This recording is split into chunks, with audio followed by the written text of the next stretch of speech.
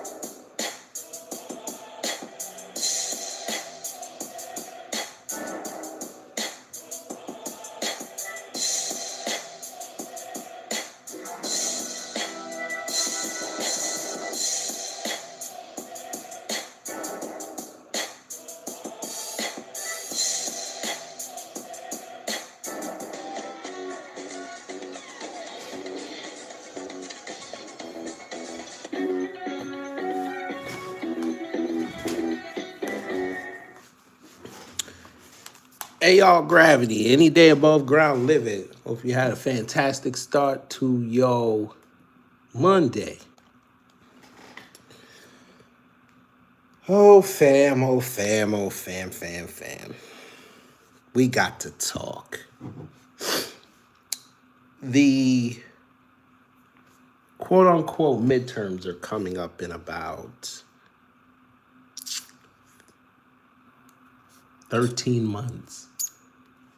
It's going by quick, ain't it? 13 months. Now, normally, this is just for Congress people to move about, see if they can keep their jobs, or are they going to get pushed out. We got some senators that are up. We've got some governors that are leaving, and new regimes are vying for that #1 spot.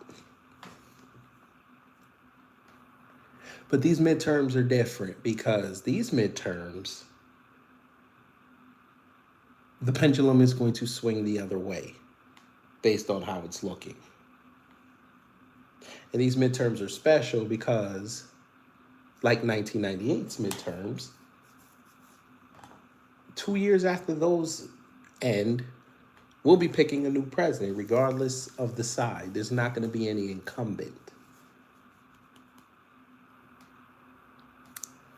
Family, they need to make sure that certain people stay in office to promote certain agendas. We understand that. But we also told you that social media, and we'll even give Trump his credit because he also said this too, the next election will be won on social media. And I guess Netanyahu heard that and said, I got about $200 after somebody else said I got about $200. And he decided to take his $200 and pay YouTube to make themselves the baby face. And even some of these white and non-black and even black YouTubers took that money and sold the out. So today we're going to see them sell the out. If you are a connoisseur of their content, this should be an eye-opening experience for you. We have a saying here called never deviate from your grift. It always gets you into trouble. We're going to start with Tim Pool this afternoon. That bastard. Mr. Milquetoast fence sitter himself. He figured he fell off the fence and went into the mud on the right, and they, I guess, came over and hit him with the garden hose and dried him off with a dirty towel that they had on the patio that the dogs were fighting over. And he thinks that's friendly territory. Cool. He took the money, family. I'm not putting his name out there just to be provocative. He admitted it.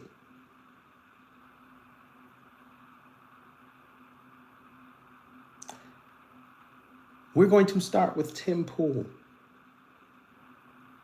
Now, I told y'all, for those who've been here, you know what I'm about to say, but for those who are new here or didn't hear me say this, I said after this election that just passed, the mainstream media and the white media, you know, especially the white conservative media, was going to start turning on these YouTubers and influencers.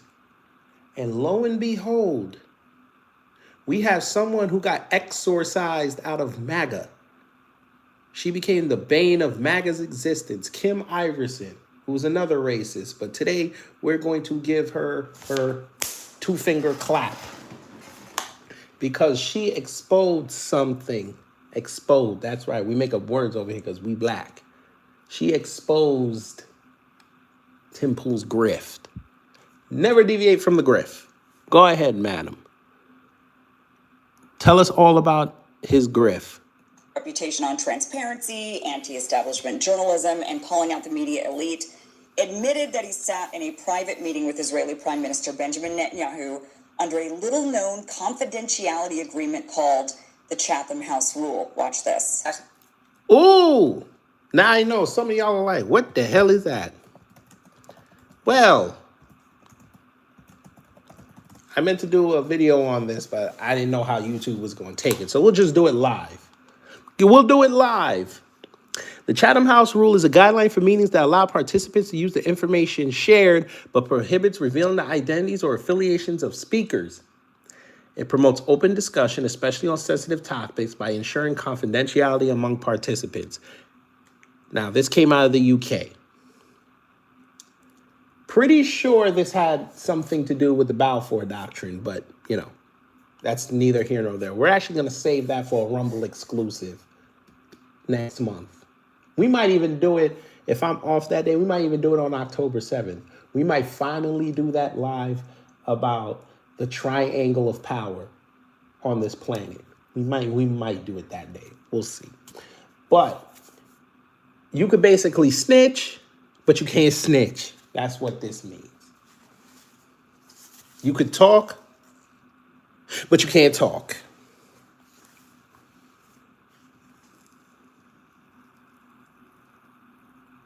They use this at Davos. They use this during the Bilderberg meetings.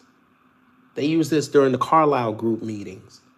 Because, see, your mainstream media reports that people are coming into these different cities for these meetings where these organizations are located, but you never hear what goes on in there. Even Michael Moore tried it. He didn't get too far, now did he?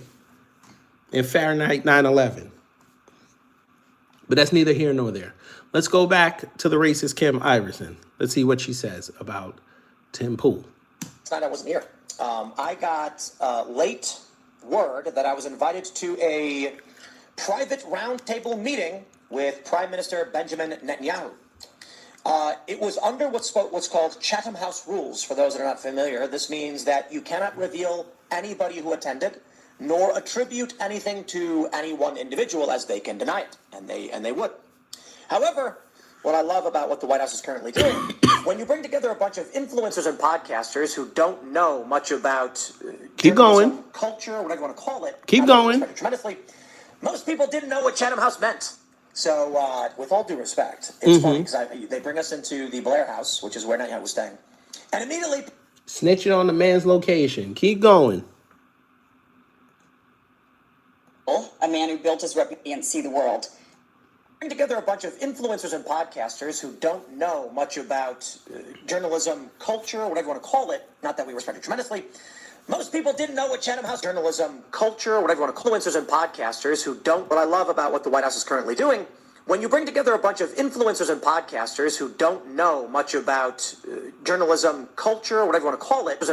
What I love about what the White House is currently doing, when you bring together a bunch of influencers and podcasters who don't know much about journalism, culture, whatever you want to call it. What I love about what the White House is currently doing, when you bring together a bunch of influencers and podcasters who don't know much about journalism, culture, whatever you want to call it.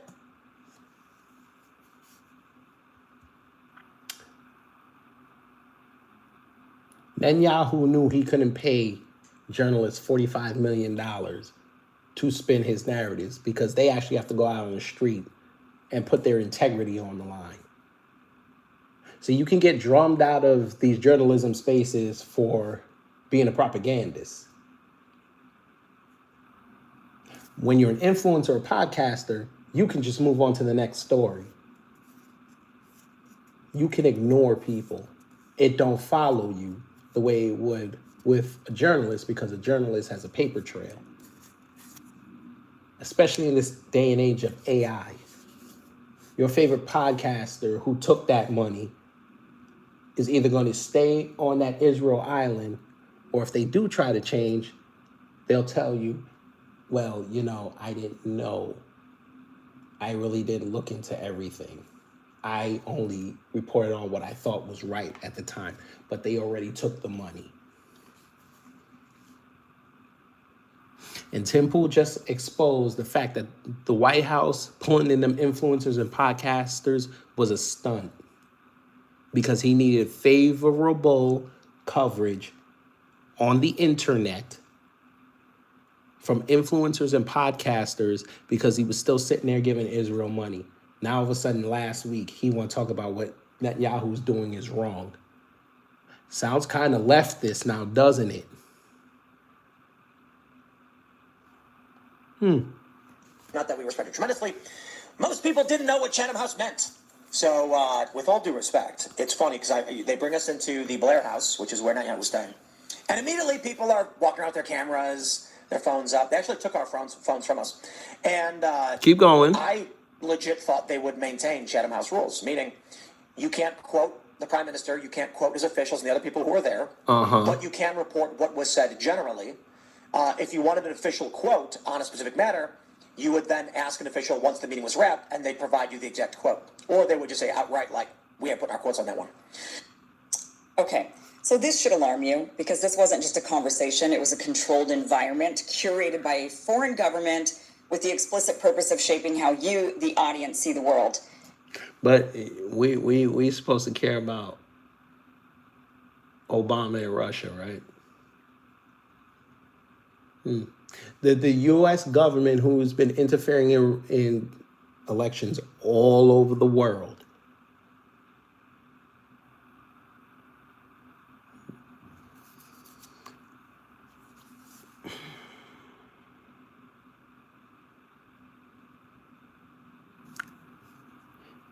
again, if you're a connoisseur of their content, I feel bad for you. You haven't figured out what it looks like to be indoctrinated. And it's quite sad. We'll give you a little bit of piece of advice. You know how you don't get indoctrinated? You read a book.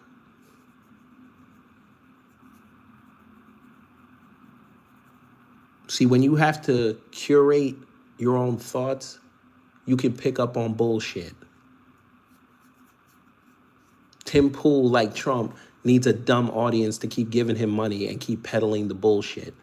Because regardless of what he says, right or wrong, his super chat's still gonna go crazy. His subscriber count still gonna go crazy. And he could be telling you an out and out lie. Like he did with Tenant Media. Then claim victim later. Now, when this whole Israel thing falls, he's going to figure out a way with his team to mitigate the damage, and he's still going to get paid off of it. Because they're going to be dumb people that are going to fall for it. And the people who agreed to this meeting weren't diplomats, they weren't intelligence analysts, they weren't even traditional journalists, they were independent journalists and influencers, the people you trust because you believe they aren't controlled. And now they are? So what is this? Ma'am, they've been controlled since 2020. I can't believe y'all didn't think. You were controlled at one time, Kim. You were a rising star in MAGA. You were controlled. And you woke up one day and said, I don't like this grift. And you lost your standing in MAGA. Now you're trying to fence it. Lean a little to the left. You were the same one who told everybody you'll vote for Democrats down ballot. Go ahead. The House rule. So let's pause and explain exactly what this rule is, because the devil is in the details and most people have never even heard of it. So the Chatham House rule was created in 1927 by the Royal Institute of International Affairs in London, aka the Chatham House. It was designed to encourage open, honest dialogue during times of war or diplomacy or instability. So here's the official definition. When a meeting or part thereof is held under the Chatham House rule, participants are... I ain't gonna hold you. She looked like she being held hostage, but just wanted to point that out.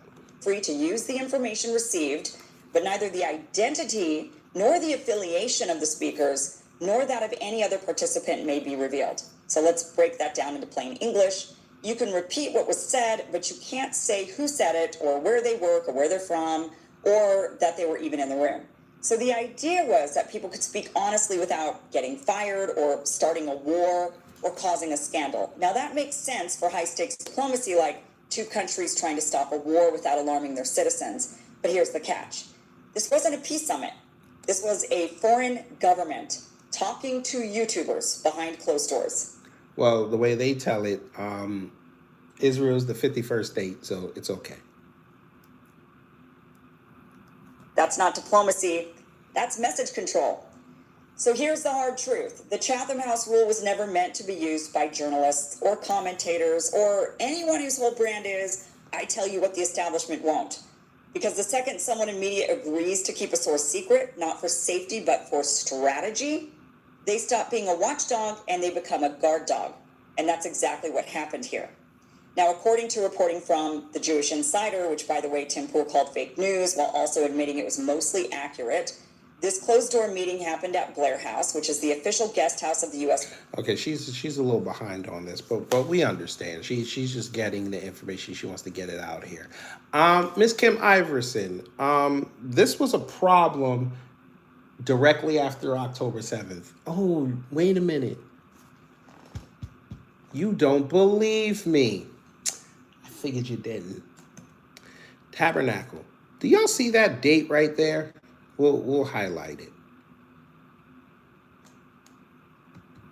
This all started after those bombs fell. October 7th.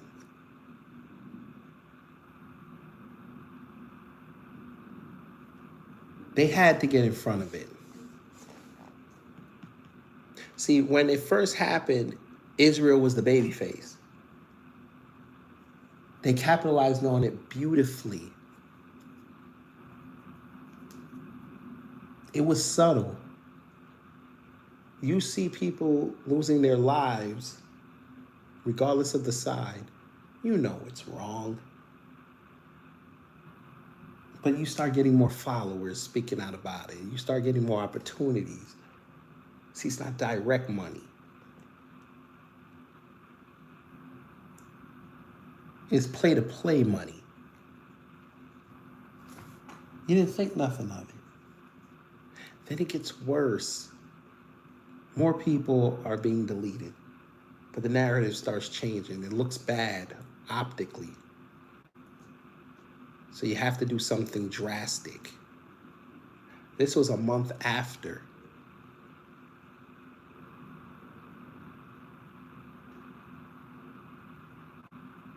First, remember, October 27th, allegedly, within a month, reportedly, so they've confirmed it. How quick 3 weeks happens?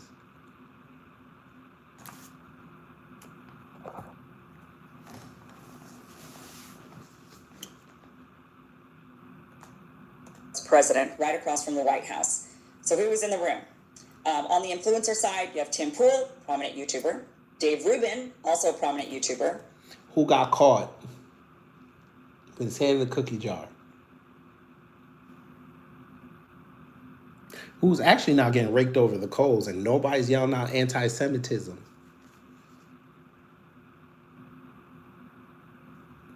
Former Press Secretary Sean Spicer.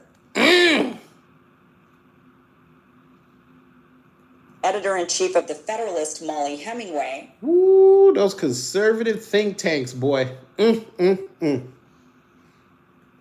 Bethany and Seth Mandel, who both... Woo, miss, I don't know what woke is, even though I wrote a book on woke. And we showed you a few months ago how she was trying to pop back... She tried to pop back up outside after Brianna Joy Gray handed her ass. They told her, yeah, you embarrassed us. You got to go sit down for a little bit. Now she popping back up, talking all over the place. Okay. Both write for the New York Post and Washington Examiner. Mommy blogger Jessica Krause and... Ooh, Jessica. Jessie K. She's dangerous, by the way. I think I talked about her on the channel. She's dangerous. But she bucking for that MAGA money. I see what she's doing. Host of Newsmax, David J. Harris Jr. Ooh. Now, fam, let me just make sure. And on the Israeli side... Okay, you notice how on the American side, the last person they mentioned was the black guy?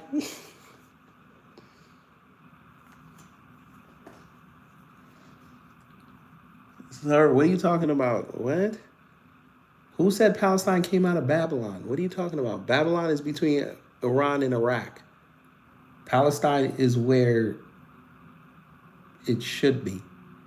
What are you talking about? Oh, no. Okay. Continuing. David J. Harris, Mr. I'm always going to wear a t-shirt or a hat just to piss people off in the airport because I need attention. But they knock off Charlie Kirk and I'm on film crying. I thought you was tough. So you tough putting on the propaganda, but then when the propaganda nail you in the face, you don't stand tall? You crying? Oh, I get it. Okay. You have Netanyahu himself, his top diplomatic advisor, and the Israeli ambassador to the U.S. No cameras, no transcripts, just a government, a message, and a room full of people who control what millions of Americans see online. So what was the topic? Well, the goal was to address the growing anti-Israel backlash in right-wing media, especially... Did you just tell me I don't know anything about Babylon? I just told you about Babylon.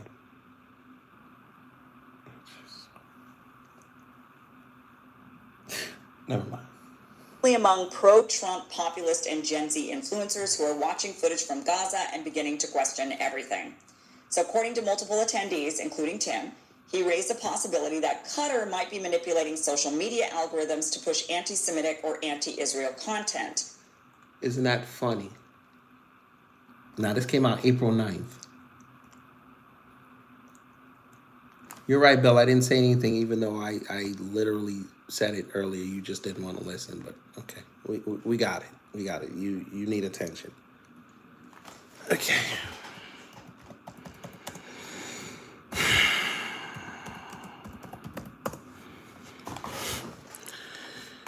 Okay. Babylon was an ancient city located on the lower Euphrates River in southern Mesopotamia within modern-day Hilal, Iraq. You're right.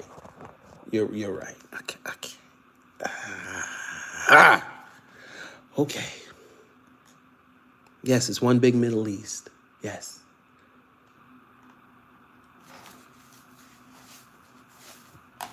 Okay.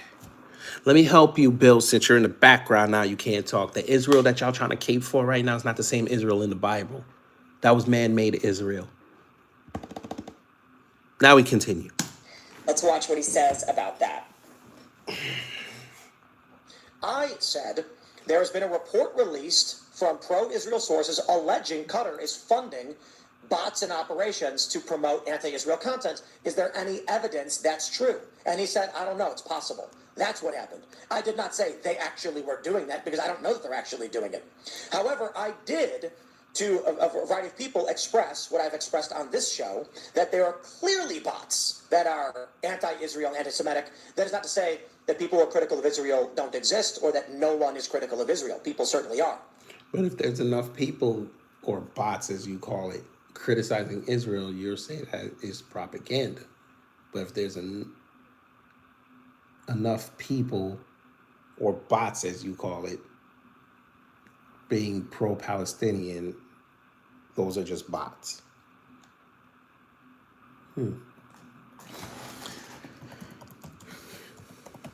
Now, we did this live, but I just want to check. I just want to check when he did that Middle East deal. I'm trying to see something. May 14th. Now, she did this video April 9th. So within a month, your president sold our data to Qatar. Okay.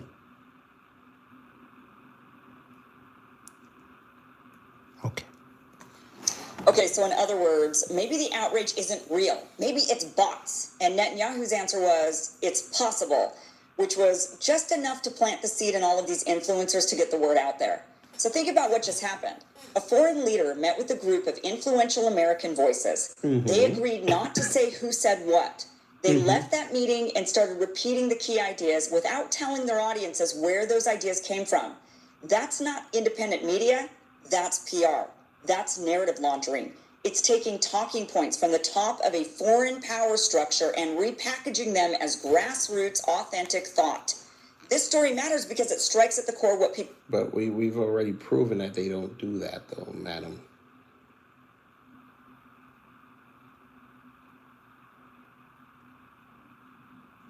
They showed their asses during the Breonna Taylor saga.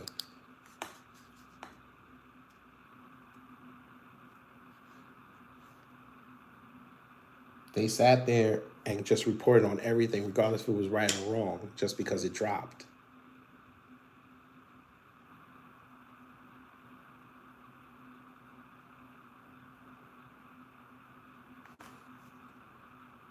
And they never said sorry.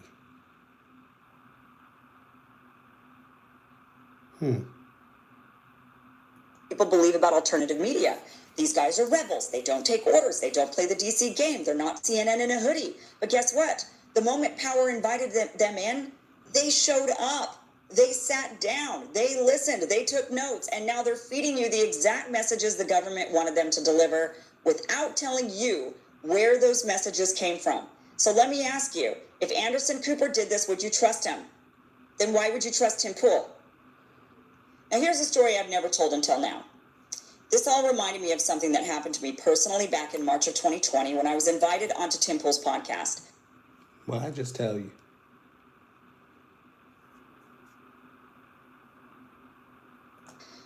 Before we went live, myself and some of his staff were just hanging out in the kitchen, just talking, and I casually mentioned that I had just returned from a trip to the West Bank. Not even a political statement, just a fact. And immediately, like snapping fingers, his 3 staffers all jumped in. We're pro-Israel. Yep, very, very pro-Israel. Not, oh, really? What did you see? Oh, that's interesting. Tell us more. Just a shutdown. And I remember thinking, that's really odd.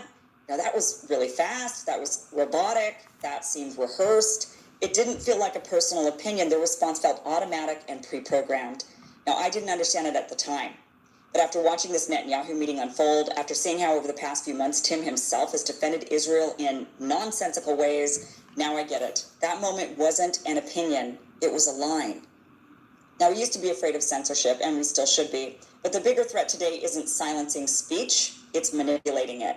Not banning content, but pushing certain voices to the top. Not jailing dissidents, but inviting them to dinner. Not attacking critics, but infiltrating the platforms you trust the most.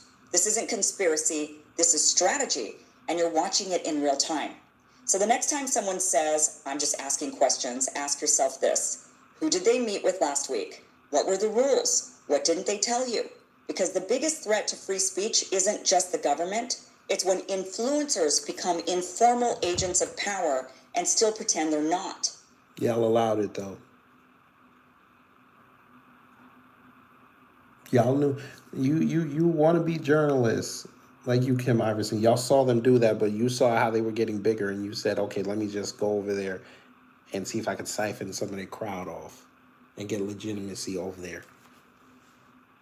Again, if you claim you're a journalist, you should have been calling them out years ago, but you didn't.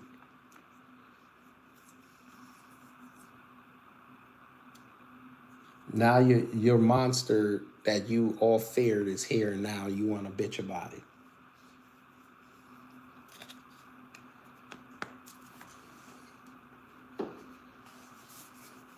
That's y'all's fault.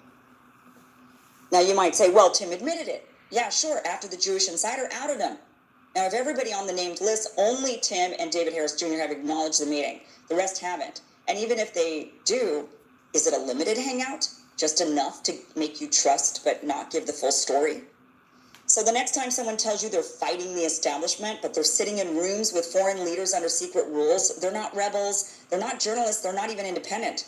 They're part of the machine, just wearing different clothes. And if they can't be honest with you about that, then why trust them to be honest with you about anything? So that was Kim Iverson. All right. So she went there with it, and I'm glad she went there with it. So we go over to this. Now, this was last year. I want y'all to listen to what Tim Pool's about to say about Nick Fuentes. And I think we're wasting money on foreign excursions. Here's the problem. When Nick Fuentes says independence from Israel, the average person believes that's ridiculous. They have their audience. The average person likes Israel. No, they don't. But keep going. They do not agree with Nick Fuentes on this one. The other big issue is that a lot of Christians, a lot of evangelicals want us to help Israel because of the Holy Land. That's not the Holy Land. Regardless, my attitude is this. My guy, I'm trying to go to people and say, America first. And Did you hear what he just said? my guy, I'm trying to go to people and say, America first. It is this. My guy, I'm trying to go to people and say, America first. It is this. My guy, I'm trying to go to people and say, America first. And the first thing that pops in their minds is Nick Flint. Okay, KCJ, that's not the Holy Land. That Israel's not the Holy Land. I can't believe we have to go over this again. That Israel was man-made. That land was ripped away from people that were on there, cultivating the land, establishing dominance and providence over that land. That land was taken away from them from fucking San Francisco in the 20s.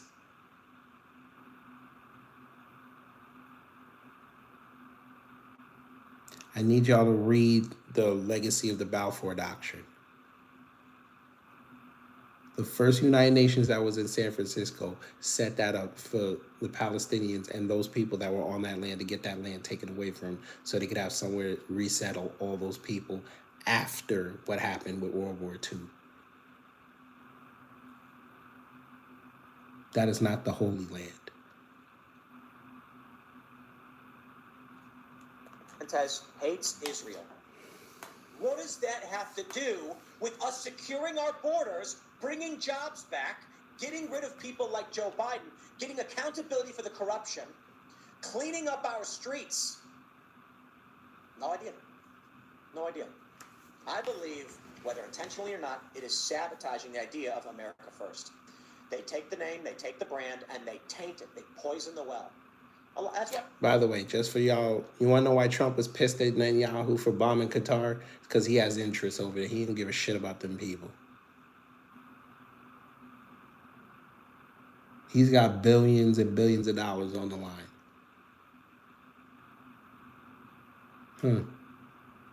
Why a lot of people accuse him of being a Fed. I don't know about all that.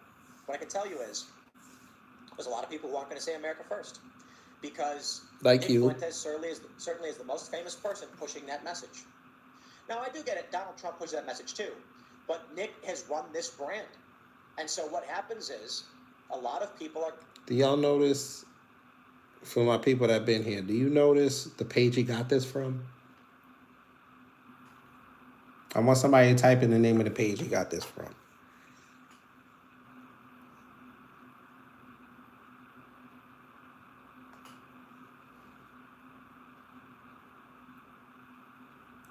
Temple will jump from propaganda penis pause to propagandist penis pause.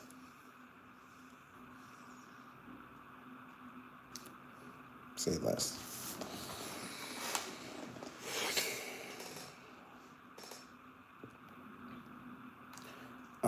Actually, KCJ Bomber. That was actually, see, Trump told you that?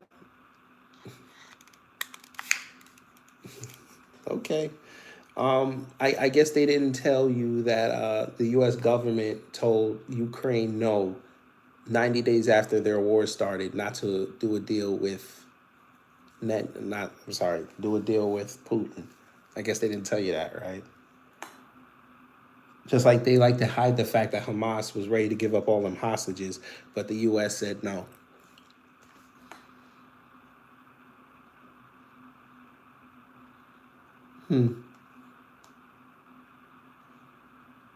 But sure. Thinking about Trump. Going to begin to associate America first with strict anti-Israel policy. I don't care about Israel. The peace accords.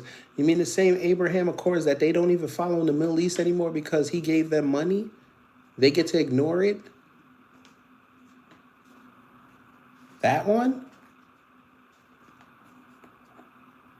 The same Abraham Accords that they signed over there in Egypt, and then Egypt becomes part of BRICS? That one?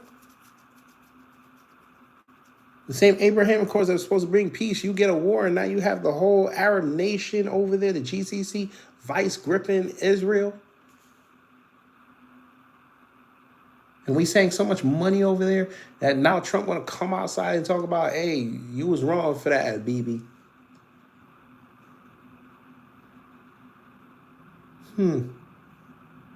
Yeah. I don't want to fund Israel. It means as much to me as Burma and Saudi Arabia does. I have questions about our funding of all of these places.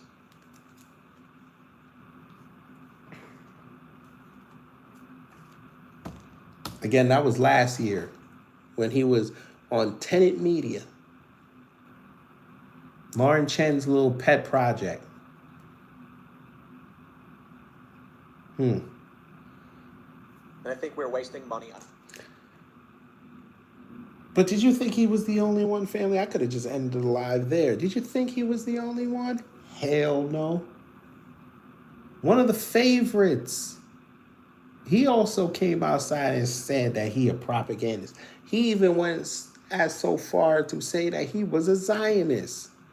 Well, Mr. Zionist, they said, cool, we raise you one. Y'all know where I'm going with this. I needed to get a piece of this. Old Tatum Tots put his Zionism on the line in a debate because this is how far he can get. He can't even get on Fox News. The whole world saw that idiot ass interview he did with Netanyahu. This is damage control. Let's see how it went. And others, like Kirk himself, they both relish a debate. I'm pleased to say that Dave Smith, host of Part of the Problem, and Brandon Tatum, better known as the Officer Tatum, both join me now. Well, welcome to both of you. Look at that thug. To the show Uncensored, or indeed being uncensored. So it's good to have you both. Dave Smith, first of all, there is a sort of growing sense that Charlie Kirk was wrestling with the war in Gaza. He'd gone from a position of being a bit like I did, I think, of being very pro-Israel's right to defend itself, to getting increasingly concerned about the scale of what has been happening in the last few months in Gaza. What is your sense about that? How significant is it? Well, I mean, I think it's significant. I think it's really a fascinating story that maybe it would have been appropriate to wait a few more weeks before we really started getting into, but everyone dove into it, including the Prime Minister of Israel, right away. And I'll tell you what I know for sure, what I think most people know, is that, look, Charlie Kirk was in a different position than, say, just a commentator like Ben Shapiro, or like me or you, Pierce, or he was organizing a youth movement to, support Republican candidates. And the youth are really abandoning support for Israel. And so he had a very difficult job as like the movement guy who's trying to keep a big tent going. And so he was attempting to do that. And you could see this at his last big event where I debated there, where he had speakers like Tucker Carlson and Megyn Kelly, who said some things, and I'm sure myself too, who said some things that really upset some of his backers and some of the more hardcore Zionists out there. And he was quite open in his interview with Megyn Kelly about talking about the dynamic that you've experienced. I had a post on Twitter that or X that went viral about you. Yeah. By the way, before we do that, because it's fixing to get good, I should have really started off with this.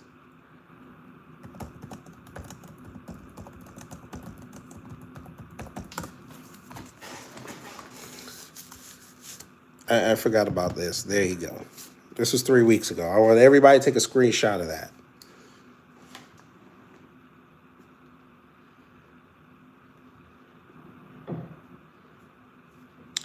Google reportedly signs $45 million contract with Netanyahu to promote Israeli messaging. Right in time for the midterms. $45 million.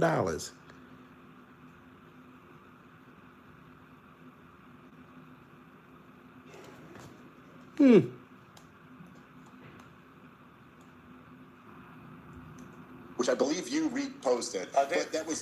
But I was just using you as like you were the latest example in this trend, which a lot of people have experienced, where people who are generally pro-Israel, in many cases have been pro-Israel their entire lives, have an issue with something that Israel does. They go a little bit too far for them, and they start criticizing them for that, and they're immediately met with accusations of being an anti-Semite and essentially the new Adolf Hitler. And I do think that that's very jarring and often has the effect of just pushing people further away from Israel. Now, I don't think that was happening in Charlie Kirk's case, but I do think he was certainly grappling with how do you keep this movement together when the young people who you're trying to galvanize and organize are abandoning Israel at an incredibly rapid rate.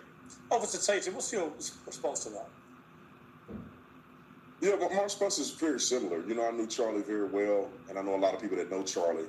And I think that Charlie was wrestling with this conflict. I don't think that in any way he was changing his perspective on Israel, because Charlie's love for Israel goes beyond who's running Israel. I thought you knew this man for a decade, so you don't know when he changed his mind? That doesn't sound like a good friend. Just saying. Goes beyond Benjamin Netanyahu. It goes deeper. It goes to a spiritual level. And Charlie was unwavering on that. But I do think, and I know this for a fact, that he was getting a lot of pressure because the youth was abandoning Israel to a certain degree, and it bothered him because he wanted Israel to do better with their PR to try to capture these young minds so they don't fall or be against Israel, because Charlie had a deep love and respect for Israel. So he was feeling the pressure, and a lot of people can't handle that pressure. And I think that Charlie was in a unique position. Unlike Bill me, came back. I don't care what people say to me. I don't really care. But when it comes to Charlie, he does care about what the young people are saying, because that is the establishment of all that he worked for so many years. So I don't blame him for it, but I do know that it was the pressure that he was feeling. Megyn Kelly was feeling the pressure. And some people just, when that pressure is on, they try to move to a central point so they don't have to deal with it. If you move to the center, you still got to deal with it, because now you're going to be dealing with both sides. Now you see why everybody's been doing commentary saying this man got cooked. He don't know how to debate nothing.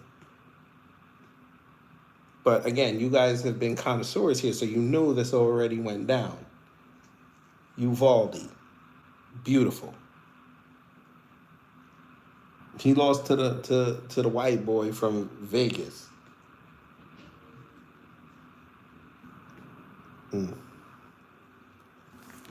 Dave Smith, there was Tucker Carlson made a pretty powerful speech, actually. I thought in many ways, certainly captivated the audience yesterday at the memorial for Charlie Kirk, including what he described as his favorite story. Just take a listen.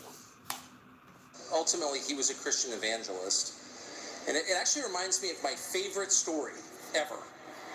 So it's about 2,000 years ago in Jerusalem, and Jesus shows up and he starts talking about the people in power, and he starts doing the worst thing that you can do, which is telling the truth about people, and they hate it, and they just go bonkers. They hate it, and they become obsessed with making him stop. This guy's got to stop talking. We've got to shut this guy up. And I can just sort of picture the scene in a lamp-lit room with a bunch of guys sitting around eating hummus, thinking about what do we do about this guy telling the truth about us? We must make him stop talking.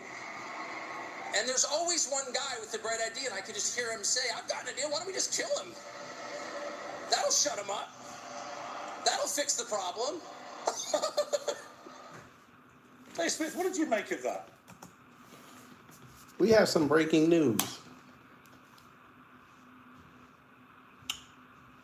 If you were here last night in that beautiful live where we pissed MAGA off, put a 1 in the chat. If you weren't there, put a 2 in the chat. I'm trying to see something.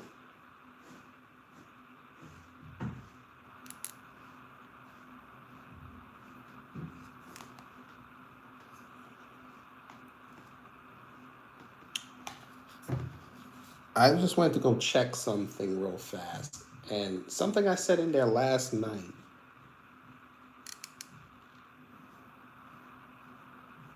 I don't say that I predicted this, but knowing human behavior, it was all possible. Okay, I see 3 1s. Remember towards like the Act 3 of the live, I mentioned that there were going to be folk. I wouldn't be surprised if they tried to trademark Charlie Kirk's name.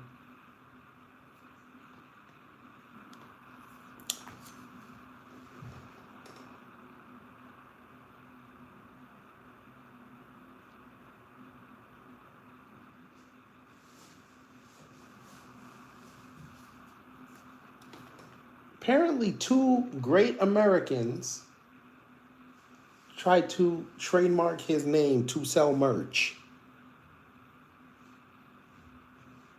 But notice your MAGA influencers and your content creators, such as this thug right here, didn't even know that this existed.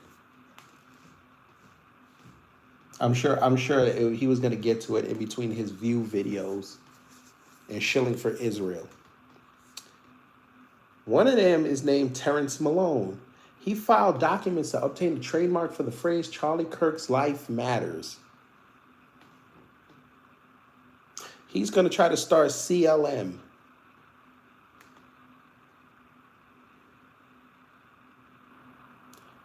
The 50-year-old, a resident of Pennsylvania, explained his goal is to create clothing with the phrase, as he's planning to use it on several different types of clothing, including jackets, board shorts, fur hats, hunting pants, and more. hunting hats. This is what he said. A second application was filed on Sunday, September 21st by a woman named Jasmine Wong. Just so you think I'm not lying. The application asked for the right to use the right-wing podcaster's name to make everything from dresses to pajamas and even clothing for babies. The name, portrait, likeness, or signature showing in the mark does not identify a living individual, Wong noted in her filing. While the applications have yet to be signed off on, it doesn't look good for Malone or Wong, as Kirk's estate would have to agree for his name and likeness to be used. Malone and Wong are already feeling the heat for their plan, as one insider raged to RadarOnline.com. On the surface, this looks like a desperate attempt by two people to cash in on the deletion of Charlie Kirk. It feels opportunistic, and if they don't have a connection to Charlie or Turning Point USA, you can expect a bitter legal fight to erupt. Huh. But okay.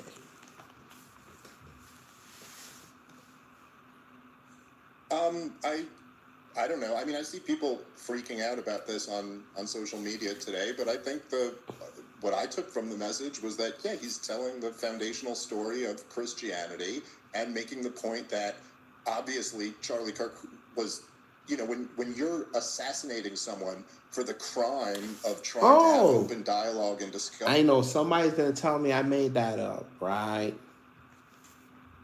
Well, this is the U.S. Patent and Trademark Office.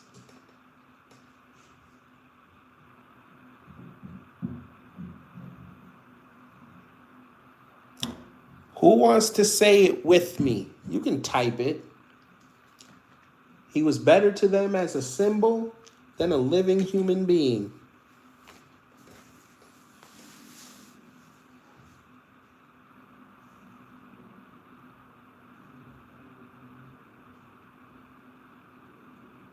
Those fools are going to trademark and destroy his legacy. As little as he had. Damn shame. The idea is you're trying to silence that guy. You're against this discussion taking place.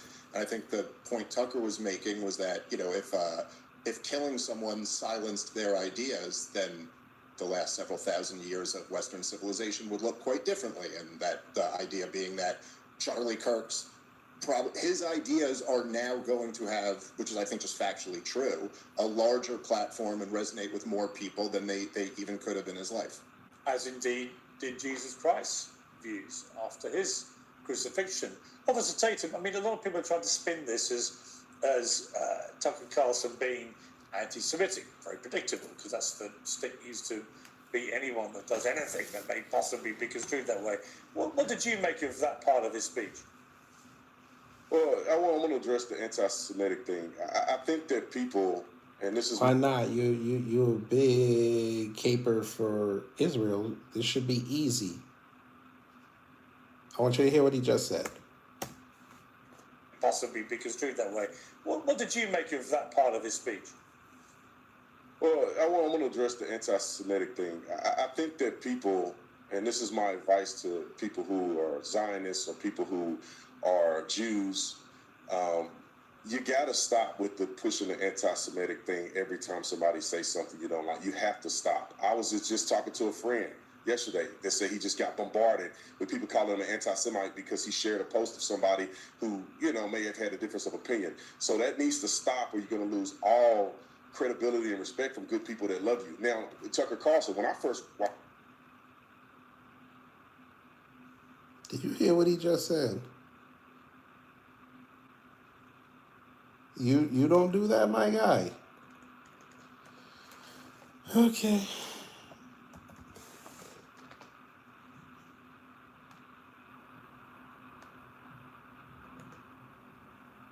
Stop pissing me off. You're not the... Shut the fuck up. That's his man. Y'all letting that... Woof. Oh, boy. watched. I'm gonna be honest. I didn't think none of it. You know, I don't really like Tucker very much, but and I do think that he has a lot of negative things to say unjustifiably about Israel. But he's entitled to his own opinion.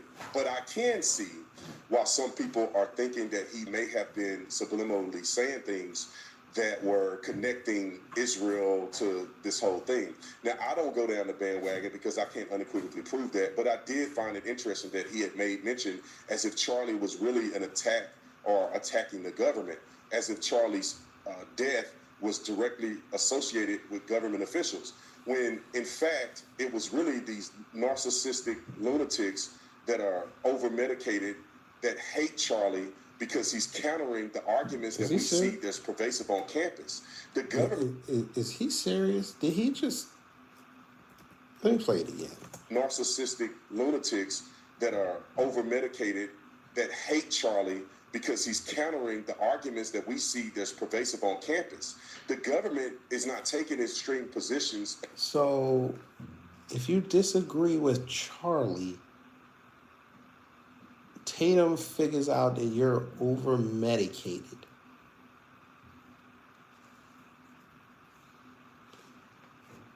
So everybody that ever debated him and gave coherent rebuttals to his statements,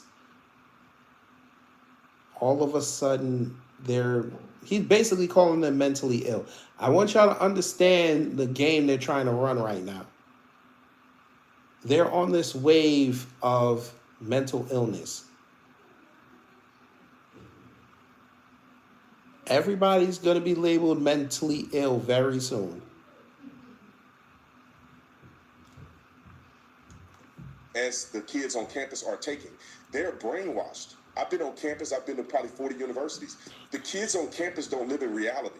They live in an alternate reality. They don't live like we do. We pay taxes, we have to go to work, we have to be nuanced about arguments and things that we get involved in. They are... So they don't pay bills. So college students, because he's speaking it entirely. College students don't pay bills. They don't go to work. Okay. Completely radicalized. So I think that people could take it a certain way, but let me tell you this. It seems as if Charlie was very good friends with Tucker Carlson. And it seems to me that Tucker Carlson can say whatever he want to say, and that may be the way he liked to grieve, but that's the way that he wanted to present himself at a ceremony. And I think people should leave it alone unless you have unequivocal evidence that he was somehow trying to do that, because you cheapen the love and respect and dedication that all of the people who spoke at the ceremony had for Charlie Kirk's life. People got to stop trying to go too deep on both sides. Let the man be loved and appreciated by everybody who was on stage, and quit trying to conjure up controversy and conspiracies. Chris, could I... What about his old lady saying, "I forgive"?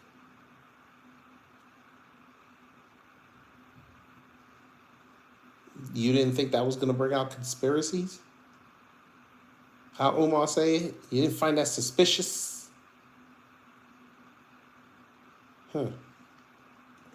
Yeah, can I just add to that? Because I do think there's something kind of interesting, like, because having a black conservative and a Jewish guy who's like a critic of Israel, there's always like some parallels that I see between those two positions.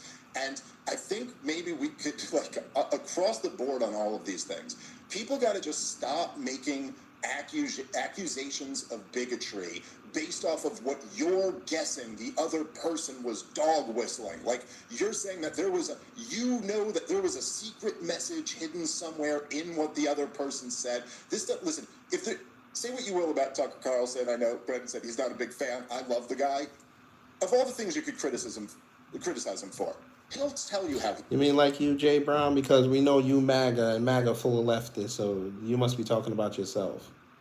Are you upset that they're getting in line first while you're trying to do what you do? Let me know.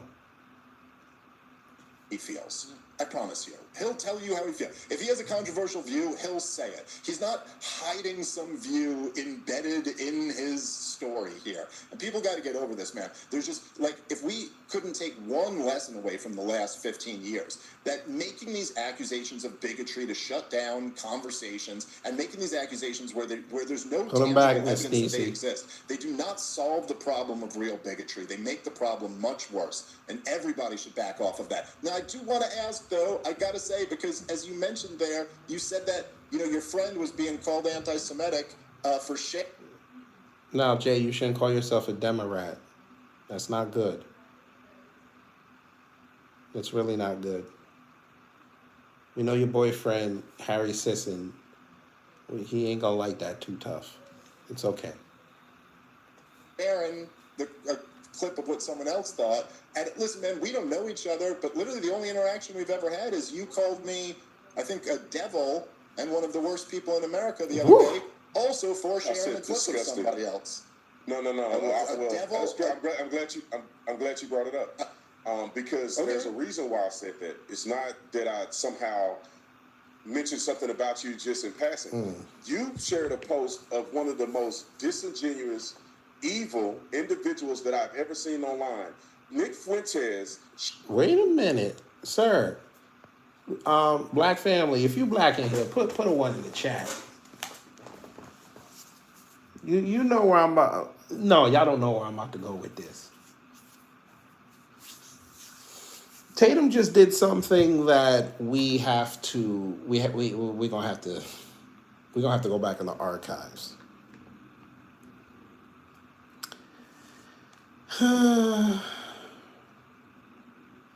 Okay.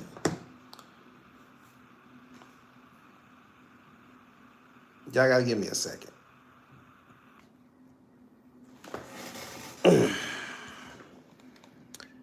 Tatum over here doing something, and I've noticed he's done this a few times on Piers Morgan's show. Yes, Wallow J. He said, "Hey Jay Brown, I'll load up that stream, y'all, and I'll show you right-wing violence. You want to go tit for tat? We can do that." But anyway, it seems as though when he be in front of folk, right? He be in front of folk, and he be acting real timid. Listen to how he was talking. Because there's a reason why I said that. It's not that I somehow mentioned something about you just in passing. You shared a post of one of the most disingenuous, evil individuals that I've ever seen online. Nick Fuentes shamed Charlie ever since 2017. Okay, and we called him out for that because as soon as he passed away, he was acting like they was just friends. Huh? That's not how that works.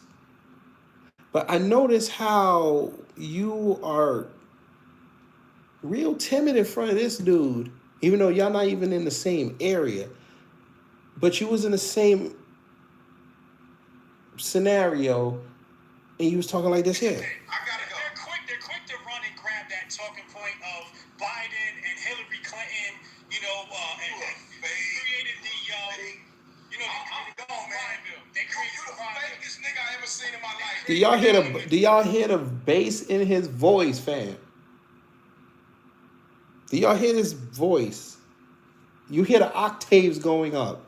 Don't worry, Jay Brown, that link will be dropped very soon. We'll have a conversation. It ain't gonna go the way you think. Yes, sir, I know you're conservative.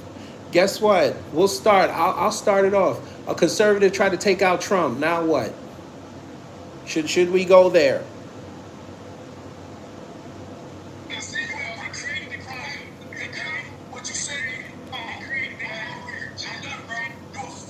Here you go. Here you go.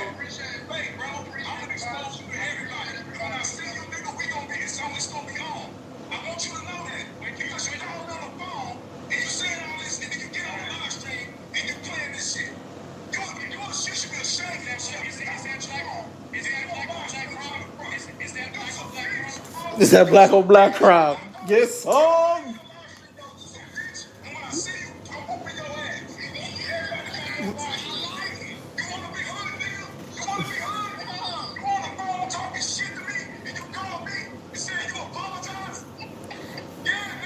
Wait a minute. Wait a minute.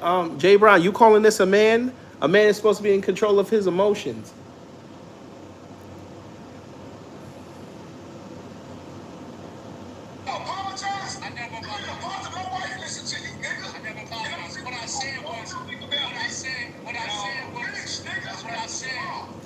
He had to get off the line because he said he had to go to dinner. He lost his composure because he was asked hard questions and he couldn't back up the statements that he was saying.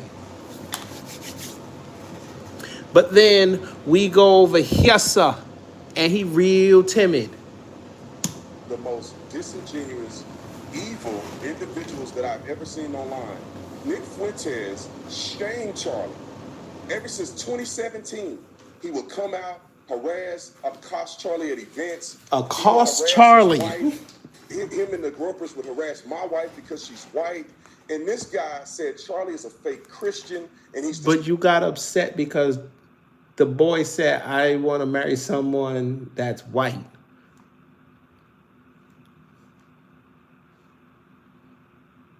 Huh. Disgusting, and he should never be able to be on campus without being shouted down. And then he comes out and makes a fake apology. And Sir, you got your tent took. You push Ellen DeGeneres off a bike. You thug you. I felt like you supported that. And then also, my art with you. I had never met you before. I disagree with you on Israel, but I respect that you come with your opinions. But when you were on stage at SAS and you chastised those young people and said they can never claim to be pro-life ever again because they support a genocide, I thought that was the most disgusting thing that any adult man could say to young kids who was just seeking the truth and openly listening to a debate between you and another individual. So you mean like you being the dude who sat on your platform and said that all the cops involved in Tyree Nichols' death should not go to jail? You mean like that? The same dude during Uvalde, you were praising them cops? Oh, you're right. You're right.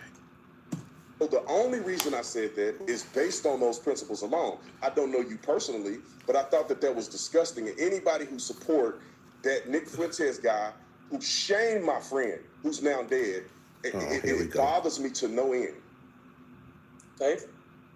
Okay, well, look, I mean, again, I said I give him all the credit in the world for this. And what was this? This was after Charlie Kirk was killed, him saying that he was a good man, that he's praying for his soul, and urging his supporters not to be violent in response to this. And I got to say, you know, I thought, as I think many of us did, immediately after Charlie was killed, and after your first reaction of feeling so horrible on a personal level for his family, you realize this is a very dangerous situation. And I got to say, for Nick Fuentes, you know, being who he is, to have him telling his audience, hey, if you respond at all with violence to this, I completely disown you. We need to be Christians about this. We need to be peaceful. We should be praying for him and his family.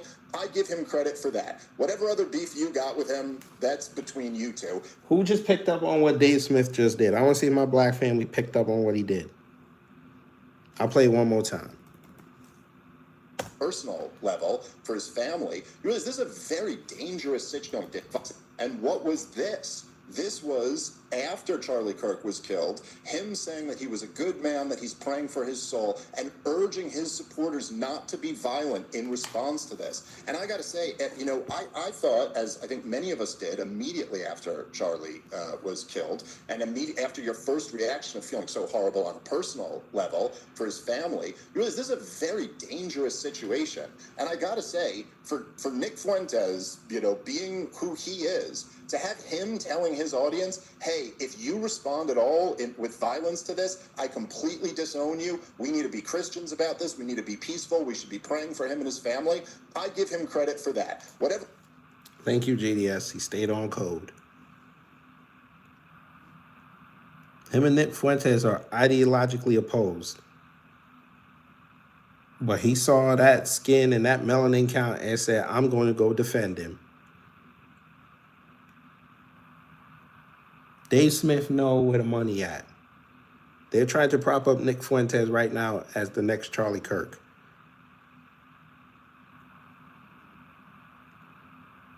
I know y'all thought it was that little 11th grader that they got on the plane. I know that's what y'all thought. They featured Nick Fuentes on Newsmax. His ultimate goal is this right here. This. Fox News. See, look. Trump says Gaza peace deal is close during joint presser with Netanyahu. He talking to this man right now. In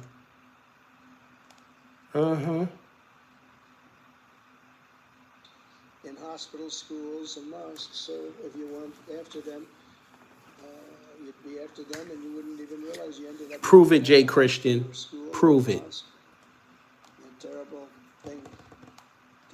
Terrible way to have to fight. No fight is good, but that's a real bad. I'll give you the opportunity right now to prove it. Palestinians who wish to live in peace, many. I've seen so many of them. And they have support. And I challenge the Palestinians to take responsibility for their destiny, because that's what we're giving them. We're giving them responsibility for their destiny. Fully condemn the terrorism and earn their way to a brighter future. They don't want the life that they've had. They've had a rough life with Hamas. There you go, punk. Click that link and prove I'm a race baiter. Go ahead. Don't run. 2020, they'll have only themselves to blame. We're giving them an amazing footprint, and they have amazing support from the leaders of the Arab world and the Muslim world. Great leaders. These are great leaders. You see that? Leaders that have built great countries and very well. Y'all see that, right? What the future holds for the Palestinians, no one really knows, but the plan that we put forward today is focused on ending the war immediately, getting all of our hostages back, getting everything back. Hard to believe when you even say it. And creating conditions for durable Israeli security and Palestinian success. Israeli security is going to be involved. We're going to help you. We're going to help you. In terms of helping with security, we want to make sure it works. We just want to make sure it works. There shouldn't be a shot fired. Now, there will be, I guess, because that's the way it seems to be. There shouldn't have to be within a few days. There shouldn't have to be a shot fired. Maybe for eternity. Wouldn't that be nice? Did you hear this motherfucker? They've been lobbing missiles at each other. This fool think he gonna go over there and send troops over there, and they gonna take back control. No bullet fired. Boy, must be nice to live in this delusional world. I hope it's true. I can tell you the leadership of that region feels that there's a good chance of it being true. So I'm glad he said that. The leadership of that region. I'm glad he said that. Fam, do you know what came down over the weekend? To say I don't want to talk about it. Huh? That's nasty. That's nasty. We're going to back it up a little bit. That's nasty.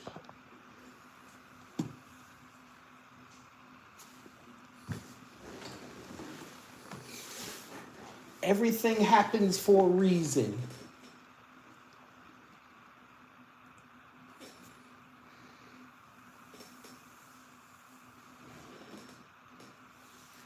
Everything happens for a reason. Trump never wanted the war to end over there because he needed Gaza City to be flattened. The U.S. interest for Gaza City to be flattened superseded human life. We just find it ironic. Netanyahu gives his speech at the UN. Don't nobody cover it insofar as your mainstream media not hyping it up and putting it over. You had delegates walk out.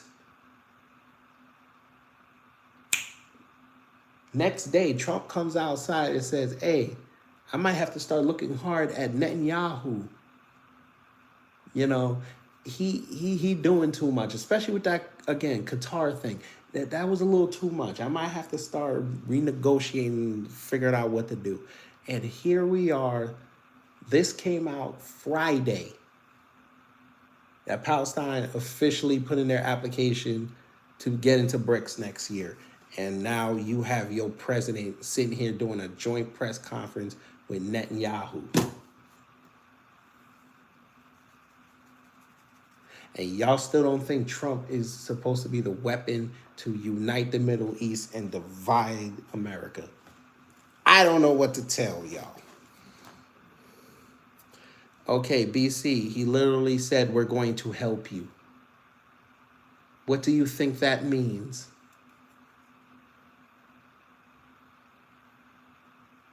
He literally just said, we're going to go help you without a bullet being fired. Wouldn't that be nice? He's going to send people over there.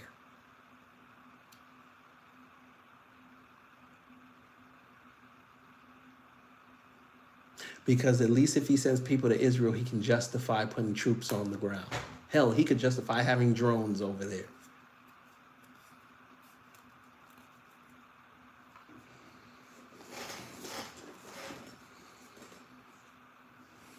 Yes, I saw the video, Wallow J. And we also saw him say we might have to go back to Afghanistan.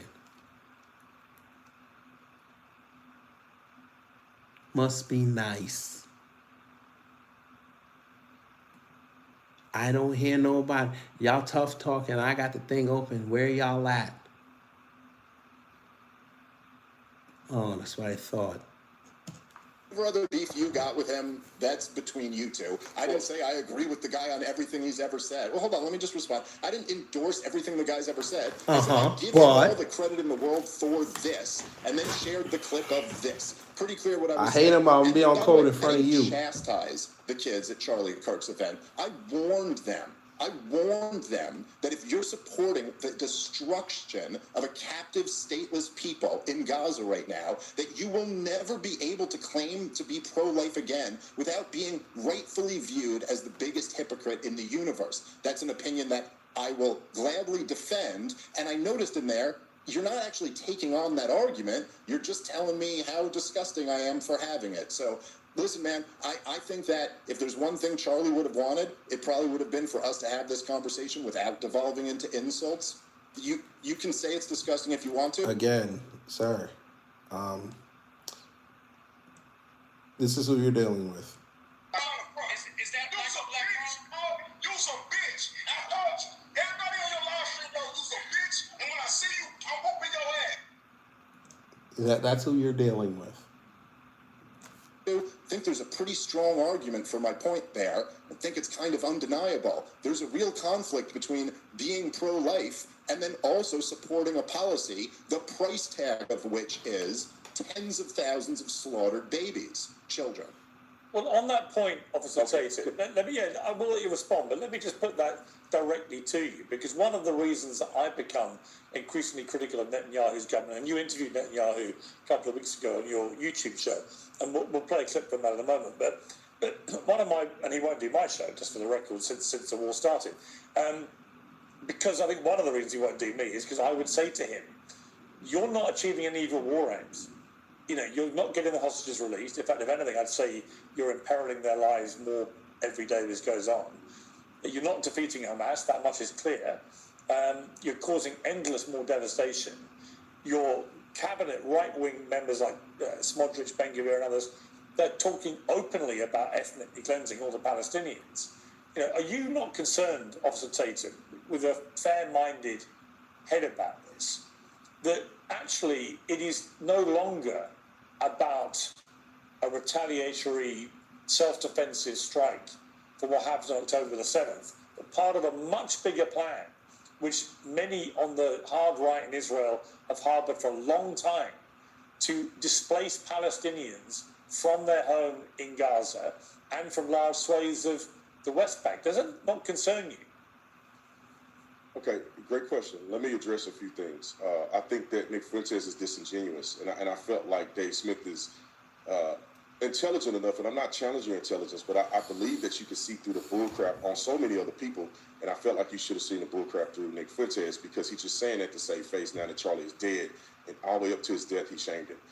When it comes to the pro-life situation, there's a very big difference between articulating whether a person believes that life starts at conception, not perception, versus a person disagreeing with urban warfare and the way that Israel is carrying out their attacks in Gaza. There's two different things. They should not be conflated. When it comes to my concerns for Benjamin Netanyahu and his tactics in Israel, or his tactics against Gaza, there's a few things here. I think that Benjamin Netanyahu, and because the nature of the interview wasn't really a debate, it was more so me asking him questions that my audience wanted me to ask him and him putting the answers out there, and people can debate that. But I think a lot of people that I know in Israel... Did you hear what he just said? So he couldn't even think for himself to set up questions for Netanyahu. He had to rely on his audience. Y'all still don't want to tell me he an influencer, right? Oh, okay. Including myself and others that are staunch Zionists, think that he is prolonging the war too long. But I think a lot of people that I know in Israel, including myself and others that are staunch Zionists, think that he is prolonging, including myself and others that are staunch Zionists, people that I know in Israel, including myself and others that are staunch Zionists, people that I know in Israel, including myself and others that are staunch Zionists. And y'all still sitting over there giving this man subs and listening to him talk like this. And he's telling you, I'm following an ideology rooted in politics to sun myself for another country that I don't even have citizenship in and I've never, ever lived in because they paying me.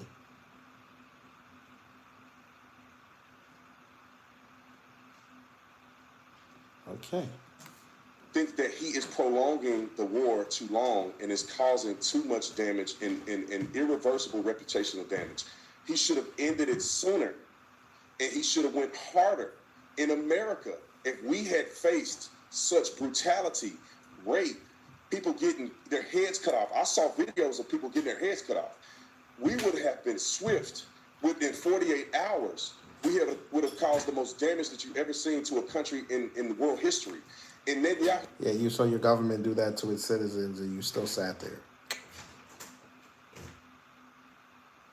Who, for whatever reason, is capitulating, in my personal opinion, to his own personal image. And that he don't want to look bad.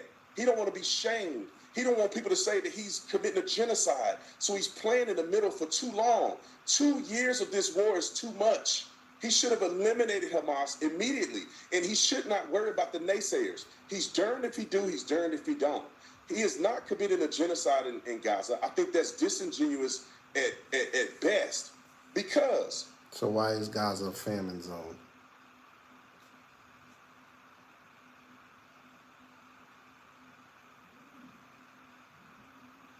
I'm just asking questions.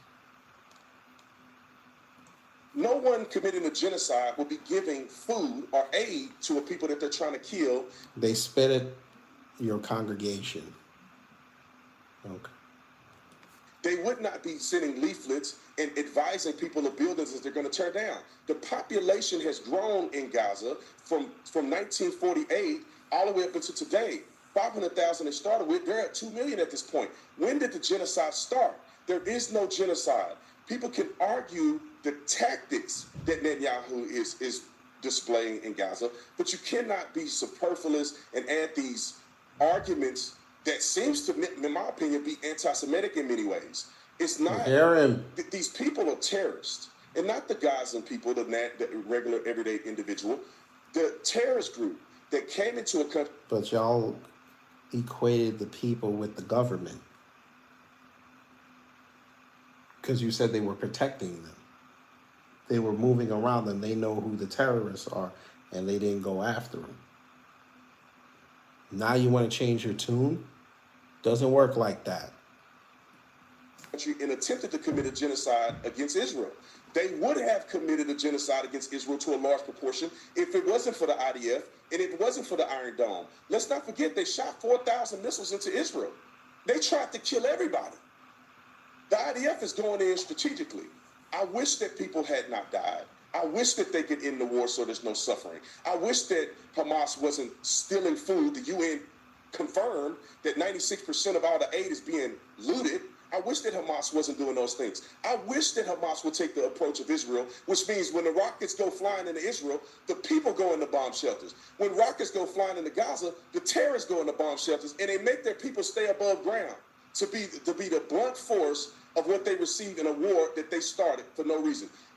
Hamas knew they could never beat the IDF in Israel. Why did they start the war?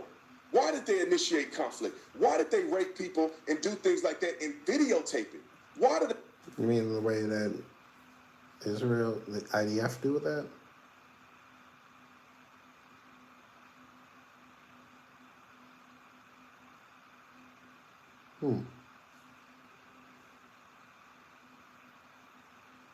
I'm just asking questions.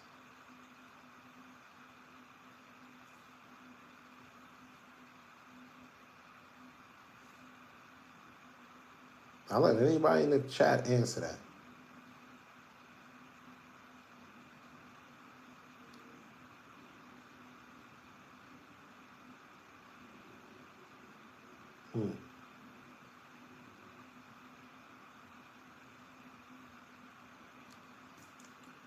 they still have hostages? You know the unpalatable answer, Officer Tatum, I'll come to Dave Smith as well, but the unpalatable answer to that, maybe they did it precisely to goad Israel into a massive overreaction, which would then make Israel and its government in particular hugely unpopular around the world, to the extent that the United Nations is convening today with the UK declaring a state of Palestine. They're going to be followed by other countries. Only really America and Israel's opposing this, but it may well be that Hamas, being a bunch of evil terrorists, thought if we do this, Israel will massively overreact. They don't care about their own people dying. That's completely obvious. And it could well play into our longer-term game plan. Who knows? But it could be that. In which case, they've fallen for a hideous sucker punch. Dave Smith, your response to, lots to unpack there, but your response. And then also taking in this news today about countries like the UK, declaring there is a state of Palestine. Sure. Well, I mean, I don't know. I think Brent kind of almost hit every single talking point there, so I don't know. I mean, I've been knocking all these down for years on your show here. The bottom line is just that it is just, look, to sit here and say that, even as you say, obviously, Pierce, it's not like Hamas had to be rocket scientists to figure this out. This is what terrorism is. It's asymmetrical warfare. The action is in the reaction. Osama bin Laden didn't think he could take down the United States of America by taking out our towers. He thought he could lure us into a war in Afghanistan and that might bankrupt us. It was the plan that our CIA coached him through in the late 70s and early 80s with luring the Soviets into Afghanistan. And so the idea that, and look, we did it. We blew $8 trillion in the Middle East since then. And so that's the idea here. And Israel's completely fallen into the trap. But of course, the reason why that Israel has done irreversible reputational damage, the reason why people are abandoning supporting this is really just twofold. Number one, it's clearly not in America's interest. And number two, this is just indefensible. Even if you say that, hey, look, Hamas goes down into the bomb shelters and leaves the civilians up there to be bombed. Okay, but then ain't there a moral question about whether it's the right thing to do to just drop those bombs on the civilians when you know the terrorists are down in the towers? Hold on, you had a chance to go through all this stuff. So you just went off on every talking point to and I'll shut up. No, just explain that too. I'm just going to finish. I'm just going to finish. Yeah, I'm going to finish what I did. Well, what they should do is embrace a two-state solution. Ultimately, they should stop occupying a people as they've been doing it 5 times, and the Arabs rejected it. Okay, now 5 times and the Arabs rejected it. Yeah, I get it. I know you're going to hit every Hasbro talking point. That's not true. I'm hitting facts. Lots of books. No, it's not. It's a talking point. It is not true. The Palestinians have never once been offered a full-fledged state. There is not one of those 5 times that they were ever offered a full state. Even, by the way, that's not even your own Hasbro talking point. You're supposed to say 97% of what they wanted, which also is a lie. The point is that it doesn't, no matter what you're going to say here, Israel propped up Hamas for years to keep them in power so that Netanyahu could thwart the creation of a Palestinian state, to then use them as a justification for mass slaughtering a captive people that you have kept stateless for 60 years is morally indefensible. And I'm sorry, I didn't realize I had to actually paint the full thing out. When I was talking about the pro-life analogy, yes, being pro-life is about believing that life begins at conception, but baked in there is also the assumption that you think it's wrong to murder kids. Like, the point is that, yes, if you're pro-life, then you also murder kids. Yes, but you're supporting a policy that is doing just that. There's no policy to murder kids. It's urban warfare. Unfortunately, people die. There's no policy. And there it is.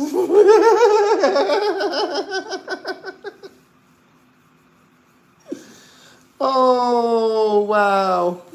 He said it. He said it. It's urban warfare, but there's no policy. Sir, you ever heard of All's Fair in Love and War?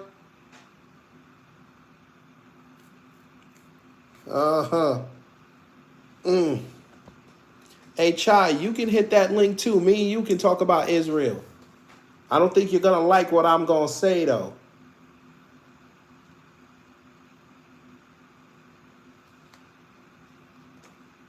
Policy that says you should murder kids in this. Yes, I'm sorry. Yes, that is. Look, when you make a decision to drop a bomb on a building where you know there are children inside of it, yes, morally speaking, you murdered those children. Phone calls.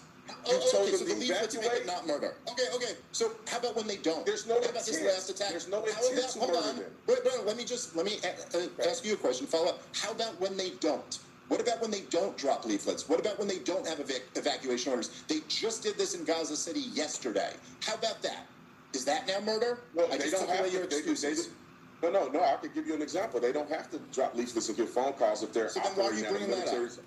I'm saying when you're shooting weapons and Hamas is firing weapons and using it as a military base, they don't have to give leaflets to give evacuation. Instead, if it's a civilian building or something where they can eliminate having casualties, they will do that to the best of their ability. But there's some instances where they can't give notification because Hamas is operating out of these hospitals, operating out of mosques, and they have to do what they have to do in this warfare. They have to. No, they don't. They actually don't have to. What should they do then? What should they do? By the way, I love what Pierce. should they do? I love Pierce. I think it was Aaron Matei who coined this phrase. I could be wrong about that. But someone said the entire Israeli case rests on you saying that nothing justifies October 7th. But October 7th justifies anything. Like nothing. You're sitting here. Yes. Look, what should they do? One side or the other. One second. You can pick one side. I'll answer that question, but just interrupting my point with that question over and over again is just so I can't make my case. There is no. You can go tit for tat here. There's been terrorism on both sides. Israel has been occupying Gaza and the West Bank / and or controlling Gaza and the West Bank since 1967. There's going to be resistance to that. And then for you to say that resistance now justifies us slaughtering people by the tens of thousands, destroying all of Gaza, is just, there's no logic in it. There's no morality in it. What should Israel have done? Number one, Benjamin Netanyahu should have resigned on October 8th. After his plan to prop up Hamas, being this genius right-winger that I'm going to keep Hamas in power because, in his words, he could control the height of the flame, and this will balance things and thwart a Palestinian state. When that blew up in his face, he should have resigned in disgrace that day. They should have had a real investigation about what actually happened on October 7th. Our late friend had some questions about that, didn't he? Yeah, he did. They should have really looked into that, which we've never gotten to. Who want to say it again? What just happened again?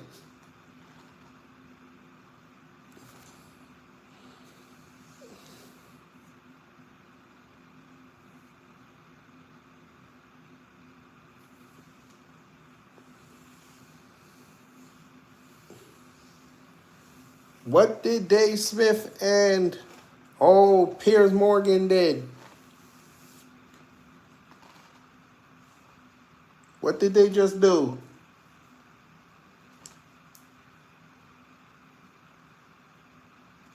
To the bottom of, then they should have done surgical strikes, targeted assassinations, as Israel has always done throughout their entire history with the terrorism problem. They have never, until Netanyahu, treated it as a problem for the regular old army, and it should have culminated in a real peace process. They should have said, we are going to take out the people responsible for this by targeted strikes, and at the end of that, we're ending the occupation. We're giving all of East Jerusalem, all of the West Bank, and all of Gaza to the Arabs. It's their decision what they want to do in the future, but if we are attacked, we will treat them as a foreign nation and go to war with them.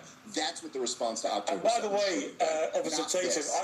I think the biggest mistake Netanyahu has made, of many actually, in terms of tactics and strategy, was the attack in Doha, which failed. It didn't kill any of the Hamas commanders, but the amount of fury that has created amongst the Arab countries, from Saudi Arabia, the UAE and others, but also apparently, according to Haaretz, amongst Mossad, who are absolutely furious about that attack on one of... Because it fucked up their operations over there.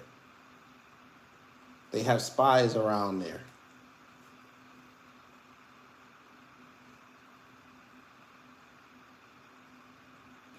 America's main allies in the Middle East, somewhere with 10,000 American troops in a base there, to just attack with impunity Qatar and to attack people who are at that moment deliberating over a potential peace plan, and then to fail anyway. So you cause all the mayhem without achieving the goal. It seemed to me... Like when Trump went to go bomb Iran. That didn't work. Symptomatic of where Netanyahu's got to. He's not achieving any of the goals here. He's just making things worse and worse. I think that one could argue that. I'm not I think that there needs to be an investigation into it and figure out what should we do and what should we not do. America knew that he was going to do the attack. There's no way in the world Israeli jets could fly through airspace without America knowing about it and do that attack. So America gave the green light pretty much. And then we go, I want to go back to some of the things that Dave Smith said. You know, it sounds cute to act as if they're just indiscriminately bombing people. They're doing strategic strikes. They have to get approval to do strikes. We know that they're doing it. People don't like it. It's ugly. I get it. I hate that it's happening. I would have ended the war in 48 hours, and it would have been a mass casualty situation. However, we would have been done quicker, and it would have been 2 years. The two-state solution idea, why are we lying to ourselves? They don't want a two-state solution. They want Israel to be absolved. They do not want a Jewish state. They made it clear. I don't know. Huh? Absolved. I know I was a little sleepy, but what? Sir. In a mass casualty situation. However, we would have been done quicker, and it would have been 2 years. The two-state solution idea. Why are we lying to ourselves? They don't want a two-state solution. They want Israel to be absolved. They do not. Absolved of what, sir? Absolved of what? Did you mean dissolved?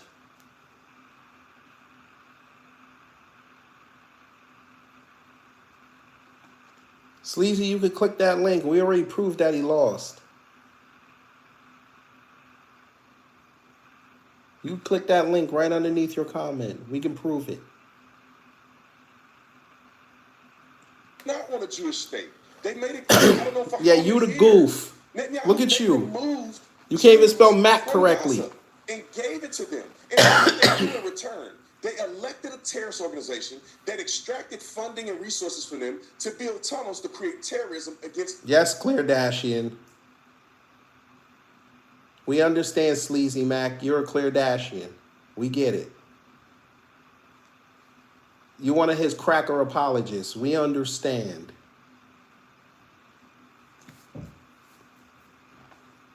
I get it. The boy danced for you real nice. Because you and the rest of his Brokeback Mountain class, all they do is wait for a video to come up where he tries to sound intelligent. He not even realizing these two white men are smoking him right now. Who cares? Sir, you've been in the cage already. And your news media is over there with their cameras watching y'all do it. They're turning y'all into monkeys again. It's okay, though. Fling your shit some more. Israel. They cannot live in peace with these people. I don't care. You're a mass shooter waiting to pop off. They continue to fight against Israel in a Jewish state. And I don't understand why we're acting as if that's not so. They've given them their own sovereignty to a certain degree. Imagine if they had their own state. Officer Tatum, do you think, Officer Hey Tatum? fam, I hope y'all see Sleazy that this is how tough he is. He hasn't showered in 3 weeks, so now he talking tough. That Palestinians should have the same rights, human rights, as Israelis? Look, let me put it in perspective. There No, was a war it's that a was yes. fought. It's a yes or no. I will. Let me get to it. I will. No, you can't I will equivocate. answer Look that. at him, look at him, look.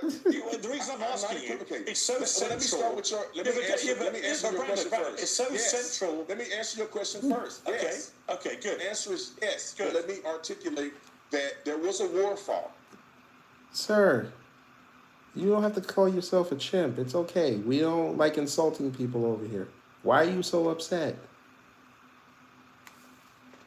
Look at him. He upset. He got some attention finally. His old lady walked out. He finally got some attention. The dog don't want to lick his balls no more. Look at him. Look at him. This is the most traction he's ever gotten on a YouTube channel ever in life. Look at him. And he gonna say something else stupid later. Watch. Well, child, maybe you need to argue with Sleazy.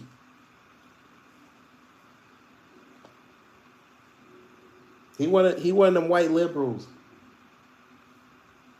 Depending on the day of the week, he gonna flip over to the other side. See, today it's Monday. Mossad Monday. Tomorrow, oh boy. You know how Muslims are about Tuesdays. That's crazy. And Israel won the war. So they don't have to do anything for any. Sir, the fact that you just told everybody you're conservative, that's not good. Conservatives are in the dirt right now.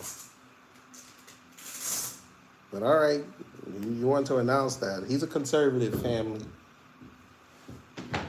You know what we do with conservatives. The real ones we like. These left-leaning conservatives who used to be liberals, you know what we do with them. Look, see, like a female, now he's typing in all caps. Look at him. Look like we trolled him into flipping out. Look at him. What's wrong? Why you had a bad day at school? You got in trouble? No. What happened? I said I was cold and I was shivering in class and I was shivering wherever we went. Like I shivered at lunch while I was eating. Oh, you sick? Okay, go get something to eat. Anybody. Wait, What war are you talking about? 1948. Was that not a war that was fought? They got attacked on all sides. There's been many wars after they since rejected then. the two-state solution. After they rejected the two-state solution, a war was fought, they won. Every war that has been fought, Israel has won. They've been victorious. They don't owe Palestinians anything, but they're peaceful people. Ooh. Hey, Tatum, I'm glad you said that.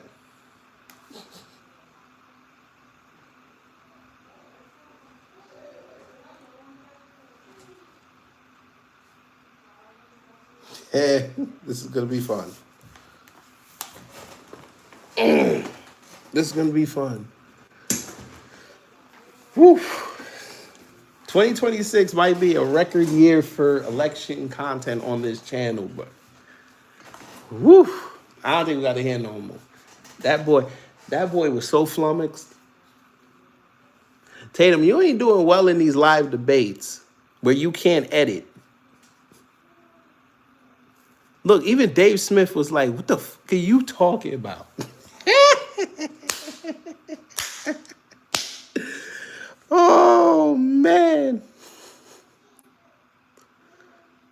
Look. He got that look. Look. He reading the script hard body. That is nasty work. Which war gave them? Which war gave them the right? They don't owe them. They don't owe Palestinians anything. No. Actually, I mean, they only owe them what we all owe each other, I suppose. But what? I mean, you can make that argument, but that's not a real argument. Yeah, it is. What war did Israel win that gave them the right to occupy the Palestinians in perpetuity for all of history? Let's bring into it. But first of all, I don't know why you think it's an occupation. Jews have lived in Israel in the southern part. In the southern part, not in Israel, because Israel was not around. They were in the southern part of Palestine, which they called it British Palestine. And they were cool with the Palestinians until after World War II. But go ahead. He finna tell us. It's just the beginning of time, never ceasing to exist in Israel. They were the majority, became the minority. Yes, they never ceased to exist. How were the Jewish people the minority? Whoa. How were the Jewish people the minority, sir? Wait a minute. How were they minority in Palestine? How? We did that live when we showed the map and we showed the census. Well, what are you talking about? You see how they lie? Damn. Finish. What I'm saying is that I think it's an occupation Jews don't because have it's a military occupation. What I'm saying is that Jews have entitlement to the land. Palestinians don't have exclusive entitlement. So when a war is fought, the Jews can make the decision what they do with Palestinians or not. Just like in America, we can say what we want to do with the Native Americans. So let me ask you. Let me finish my point, and I'll answer your question. Sure. Just real quick, it'll be a couple seconds. But because we have humanity and dignity, we allow for Native Americans in America to have reservations, and we support them in all of them. Now, fam, y'all they had no business deleting Old Boy. It's okay. Y'all can put him back. It's fine. It's okay. Y'all can put him back. I'll let y'all have y'all fun with it. It's okay. He got no lady. He got nothing in his life going for him. Let's let him have it. Remember, it's Mossad Monday. Come on. Let him have it. He gave Tatum Tots all those super chats, and he can't get on no place. They don't see him. Put him back. It's okay. I'm giving y'all the permission. Put him back. Because Israel and Jews have dignity, they allow them to have swaths of the West Bank, and they allow them to have Gaza, where they elected their own government system. Now, do Israel have control? I see why. Can't you see? If they had absolutely no control, they had no idea what was coming in through the southern border, through the sea, how much more of a terrorist attack would we see in Israel? It would be... What the fuck? So you're basically saying Israel has no control, but they got control, but they don't have control. Oh, okay. Keep going. Even more massive. So I understand that. But when they were offered a two-state solution, why did they reject it? All right, Dave. Again, I don't know what period of time you're talking about, what war you're talking about, but so here's a major difference, you might notice this, Pierce, between Native Americans, say, in the United States of America. You know, they have citizenship and voting rights. Mm-hmm. And so at a certain point, if you're going to say, okay, yes, that's right. Now, how about the Palestinians living under Israeli control in the West Bank? They do not have citizenship or voting rights. And so if they don't have citizenship in Israel. Right, they do vote for. They do have elections. They have elections, don't they? Listen, Brennan, think about what you're advocating for. That's not you're not addressing the point here.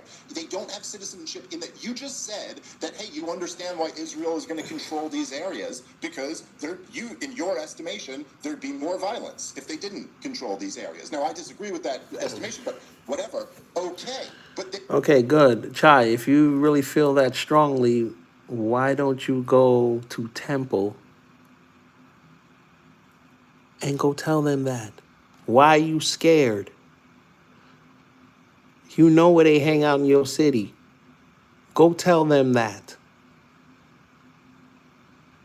I love how y'all tough with the other group. That ain't got nothing to do with him. Go see that imam. Catch him in between prayers and say that shit. Show me something. We know why you won't do that, because they're going to wash their hands. They're going to pray to the east, and they're going to take off their sandals and beat the fuck out of you on the street. And then you're going to get on TV, start crying that you got your ass beat.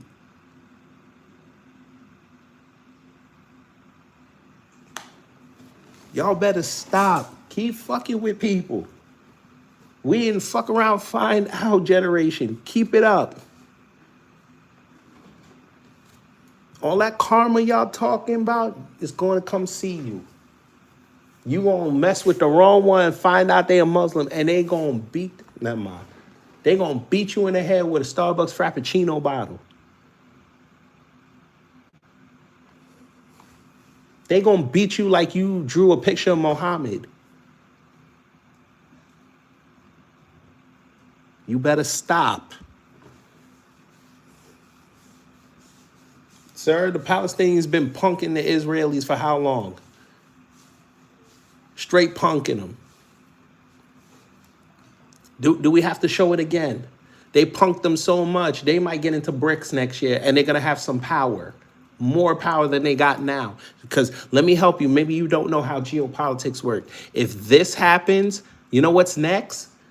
They get elevated in the UN. You know what else happens? They start bringing up Israel on some charges. You know what else is going to happen? The U.S. to take the stink away, they're going to vote with the U.K., with France, and Russia, and China to vote them out of the Security Council. You know what that means? They get to go up on war crimes. Netanyahu and all his cronies going to The Hague. You know what happens? Maybe Israel now comes into the rest of the world. The people finally get liberated. Maybe they can live and coexist in that area with them Arabs.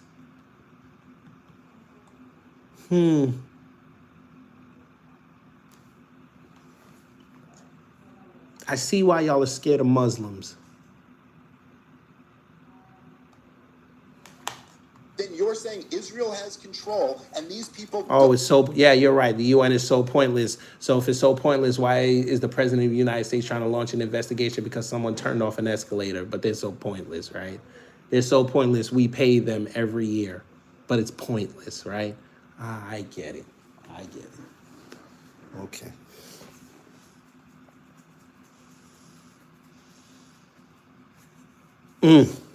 Nasty word. Don't have Nasty, citizenship nasty. or voting rights in Israel. If Israel is controlling Nasty, Gaza nasty. and the West Bank, and they've got millions of people there who don't have citizenship or voting rights, don't have any say in that government. Sir, they don't need to declare independence to get power, you dickhead. The Viet Cong were not a nation, and they got power. They punked the U.S., you dickhead. Palestine is a country, you dickhead. Yes, they may be inside this quote-unquote Israel, but they're going to get power, you dickhead. Maybe, again, thank you for telling everyone in the room how you don't understand geopolitics. Now shut up. Government, what would you call that? By the way, we could maybe, I could make the argument that there'd be less crime if we... That's why you're not real tea, sir. You're chai. You're meant for chicks that drink pumpkin lattes. Stop talking. Just occupied high-crime black neighborhoods in America, stripped all the people of their voting rights, of their civil rights, of their natural rights, and we just had a military occupation. But I think we would all accept you're not allowed to do that to people because we're like, Hey, your argument living is in the not a real. post-enlightenment. Your argument is not a real argument. They don't Saying that, He said it. Take it Gaza. on. Hey, listen, okay, let's get it. If they actually Israel doesn't control Gaza. No. If Who they actually does? control Gaza, okay, let me answer. If they actually control Gaza the way you're saying it, they would have never elected Hamas, and they would have never built tunnels, and they would never stole funding and manipulated the people, and they would never treat women the way they do. Why? Say hi to someone who is running Palestine. Say hi. I know he stays out of it. But there you go. They would never throw people Why out would they have buildings. never done that? If Why would they have Israel never done that if what I'm saying is true? If Israel controlled them, they don't control them. They left them to their own devices. Okay, so just be and in the okay, West so let's Bank, just be very the clear. PLO has manipulated the people. That's why they have a separate election Yes. in Gaza, because the PLO had manipulated the people in the West Bank, and they didn't want that governance. So they are governing themselves. However, So sounds like people were imposed upon with a government they didn't want. They fought back, and then another government came in and tried to oppose on them, and they fought back. Maybe you should just let them have their own government. Maybe that'll end everything. Well, damn. He came up with something that nobody's ever thought of before. Who mans is this? He just said they have no leadership yet. Oh, God. He just said they have no leadership. Chai, you have outlived your idiocy. We don't need it here no more. I gave you a shot. I gave you proof that you didn't know what the hell you were talking about. Not once, not twice, 3 times. And you still wrote that dumb shit. Yeah. Them pray to the East is going to beat the fuck out of you when they meet you, boy.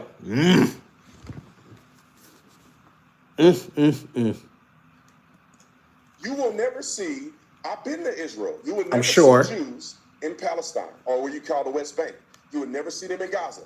But there are hundreds of thousands of Arabs and Palestinians that work in Israel. I was there, I saw it. Hold up. I want to say that again.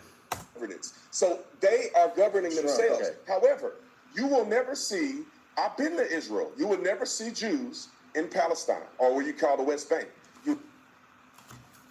I think AI told you was wrong, sir. You gonna tell me there ain't no Jews living in the West Bank?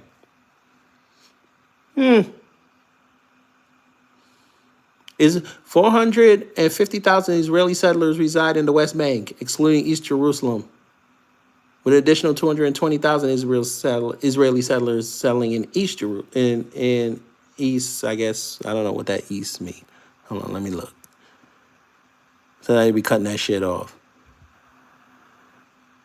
I thought he just said there were no Israelis over there. That's what he said, right? Huh. It says 220,000 Israeli settlers reside in East Jerusalem. So over 450,000.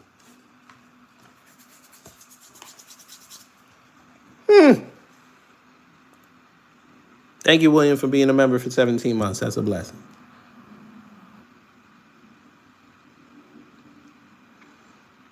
What this be? Israel announces major expansion of settlements in occupied West Bank via the BBC, May 29, 2025. Huh.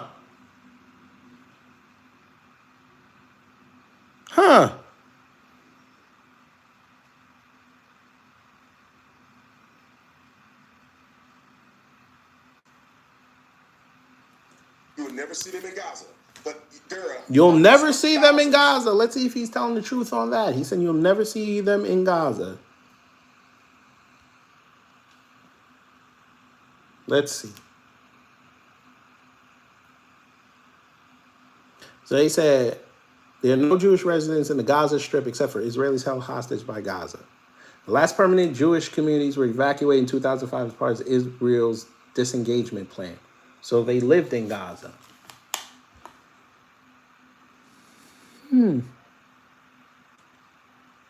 So he told a half-truth. Of Arabs and Palestinians that work in Israel. I was there, I saw it. I'm even surprised. Did you go to the West Bank? Yeah, everybody knows. What I'm saying is that. But did you go to the West Bank? Israel is not treating Palestinians the way that people are acting like they are. Okay, I want to. They've been freedom. Okay, I've got to wrap things. I've got to wrap things. But I wanted to ask Dave one question before we wrap. It's just this: this decision by the UK and other countries to declare a state of Palestine has been, ridiculed by Israelis as simply playing into Hamas's hands, giving them a reward for October the 7th. Is it meaningful to you at all? Well, I mean, yeah, I think it's somewhat. I mean, look, it's obviously a gesture more than anything else, but I do think it's significant that there's at least the feeling that there's a need to make the gesture. I think is a result of public opinion shifting so greatly on this. But you know, I got to say, to this, look, first of all, I'll just say a couple things. Number one, right after 9/11, it was Colin Powell, the wisest member of George W. Bush's government, which is not saying much, who went to George W. Bush and said, you got to do a two-state solution now.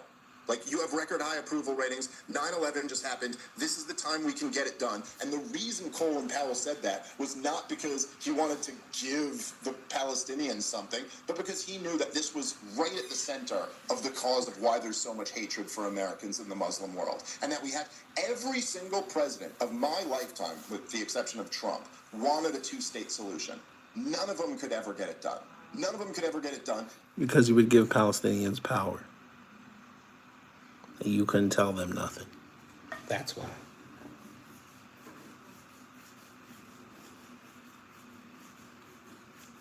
But there y'all go, fam. And still nobody showed up.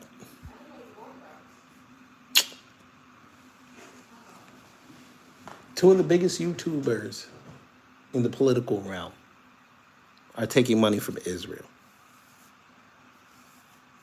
Sir, what do you mean? Hold up. Daniel, what do you mean Palestine has never been on a map anywhere in the world? Now, come on, bruh. Come on, bruh. Why do y'all just say shit? Why do y'all do that? Like, seriously. Like, it's on Apple Maps. Like, why y'all just saying shit? This is a literal map. The British had it controlled. It's a literal map. Like, why would y'all say stuff like this? Come on. Sir, this is prior. You see the date? That was Palestine until 1948. Come, why y'all do this? Come on.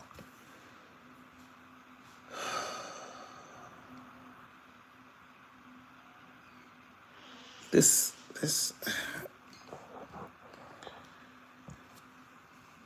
Oh my God. This is not today's map, sir. This is literally not today's map. You said it was on there, never. I just showed you Apple Map. Do you want to see it again? You're right. It was never on the map. So, why? There you go. There's Palestine right there. There's Palestine.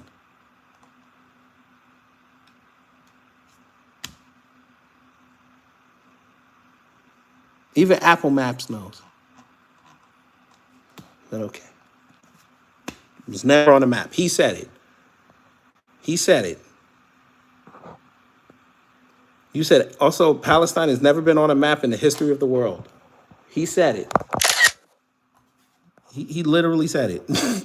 We all saw it.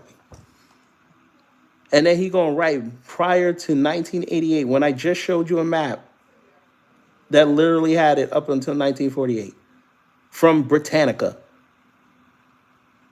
Is this one better? Is that one better? Huh?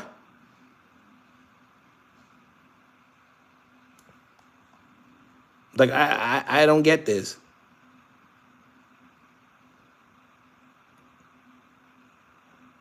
The literal maps of Palestine. How the hell could, if there was never a map of Palestine, how the hell did the British figure it out? They had to mark it off. Sir, regardless of when they added Palestine to Apple Maps in 2025, the simple fact is you said it was never on any map, ever. And you literally are here looking at the map.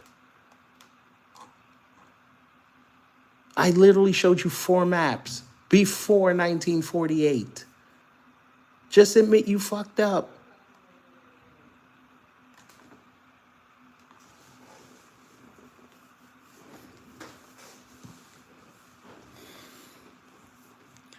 Fam, I understand it. There's a lot of information to digest. He was like this here. Where is it? This was him. What's wrong with you, Mom? Why are you so scared? You don't get to ask those questions. What's wrong with you, Mom? Why are you so scared? You don't get to ask those questions. Sir, Palestine was literally universally recognized before 1948. The fuck is you talking about? I get it though. Bald, he gets no hope. Yo, he's short, he's bald, he gets no hope.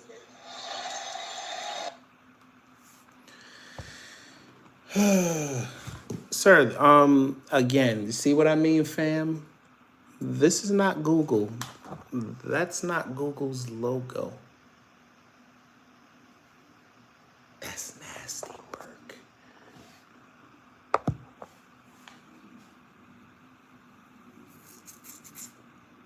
Fam, did you see what he just wrote?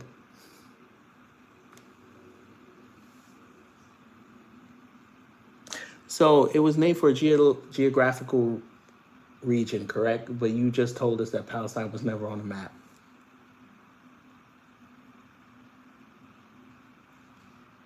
Fam, I want everybody to take them 2 messages and screenshot them, which I just did. Do you see what I mean? Do you see what I mean? Because he gonna start rattling off some bullshit, even though on screen you have maps from the old days researched where Palestine was when the British had it. He the type of motherfucker that's gonna tell us that India didn't exist until they officially put it in a quote-unquote encyclopedia, which came after the British left.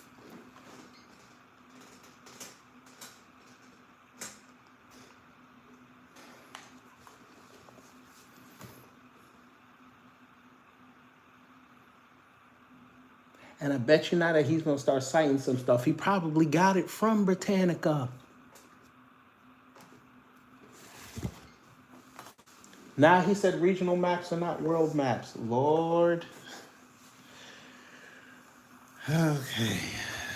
Okay. Because the British, those conquerors, are really about to sit up here and not put out the fact that they conquered a land and it's just hidden.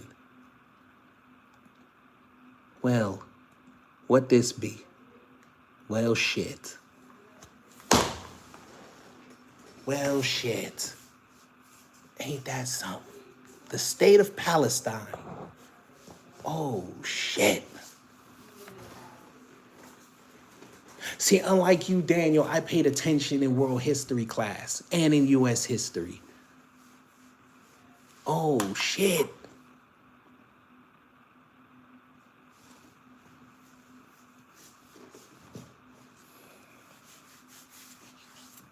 How else could they establish with the Balfour Doctrine where they were going to put them Jews after the war? How did they figure that out?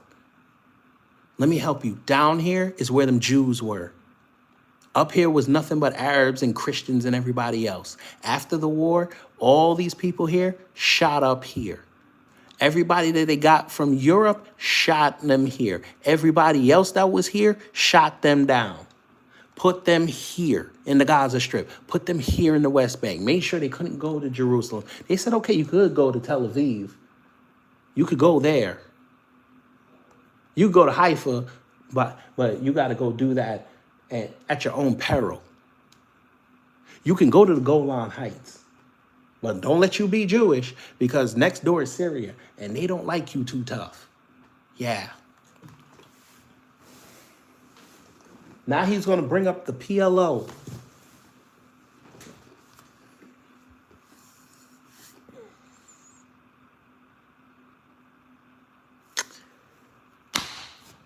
I hope that, let me know if you did that screenshot, family. If you did the screenshot, put 1. If not, put 2. Y'all know where I'm finna go with this.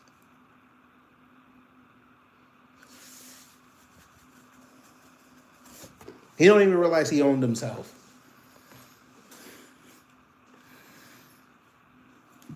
Sir, how was it stolen Jewish land when the British had it? Motherfucker. It's stolen land, but the British people had it. Oh, okay. Okay. All right.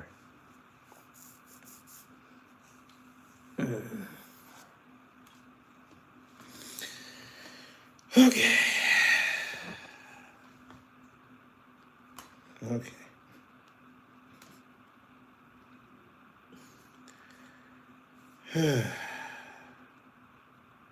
He still don't get it.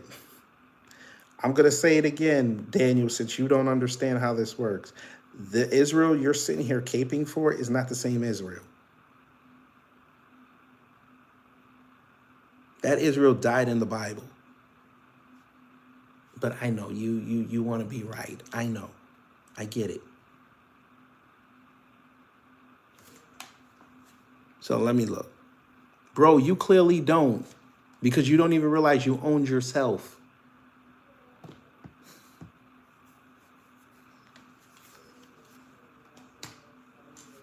You should have quit while you were ahead when you said that Palestine wasn't on no map.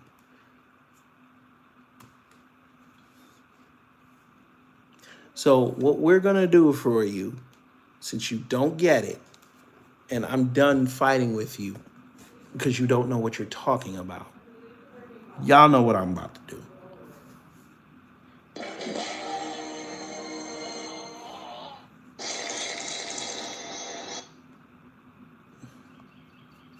I tell you, people are dumb. They're just dumb.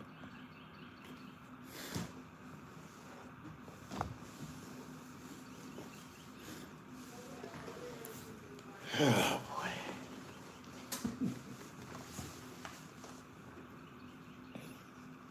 Palestine was never on the map. Well, here's maps from 1948. It wasn't recent. There's many a country that's disappeared. They're still on maps.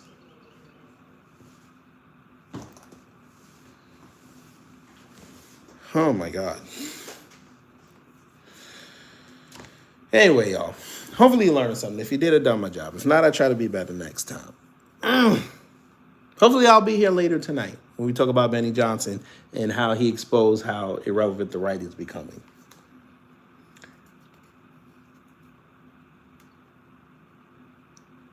I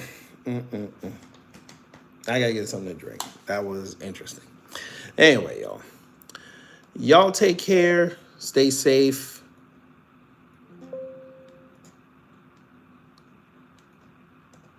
And you know what to do when the agents of chaos come to mess up your existence.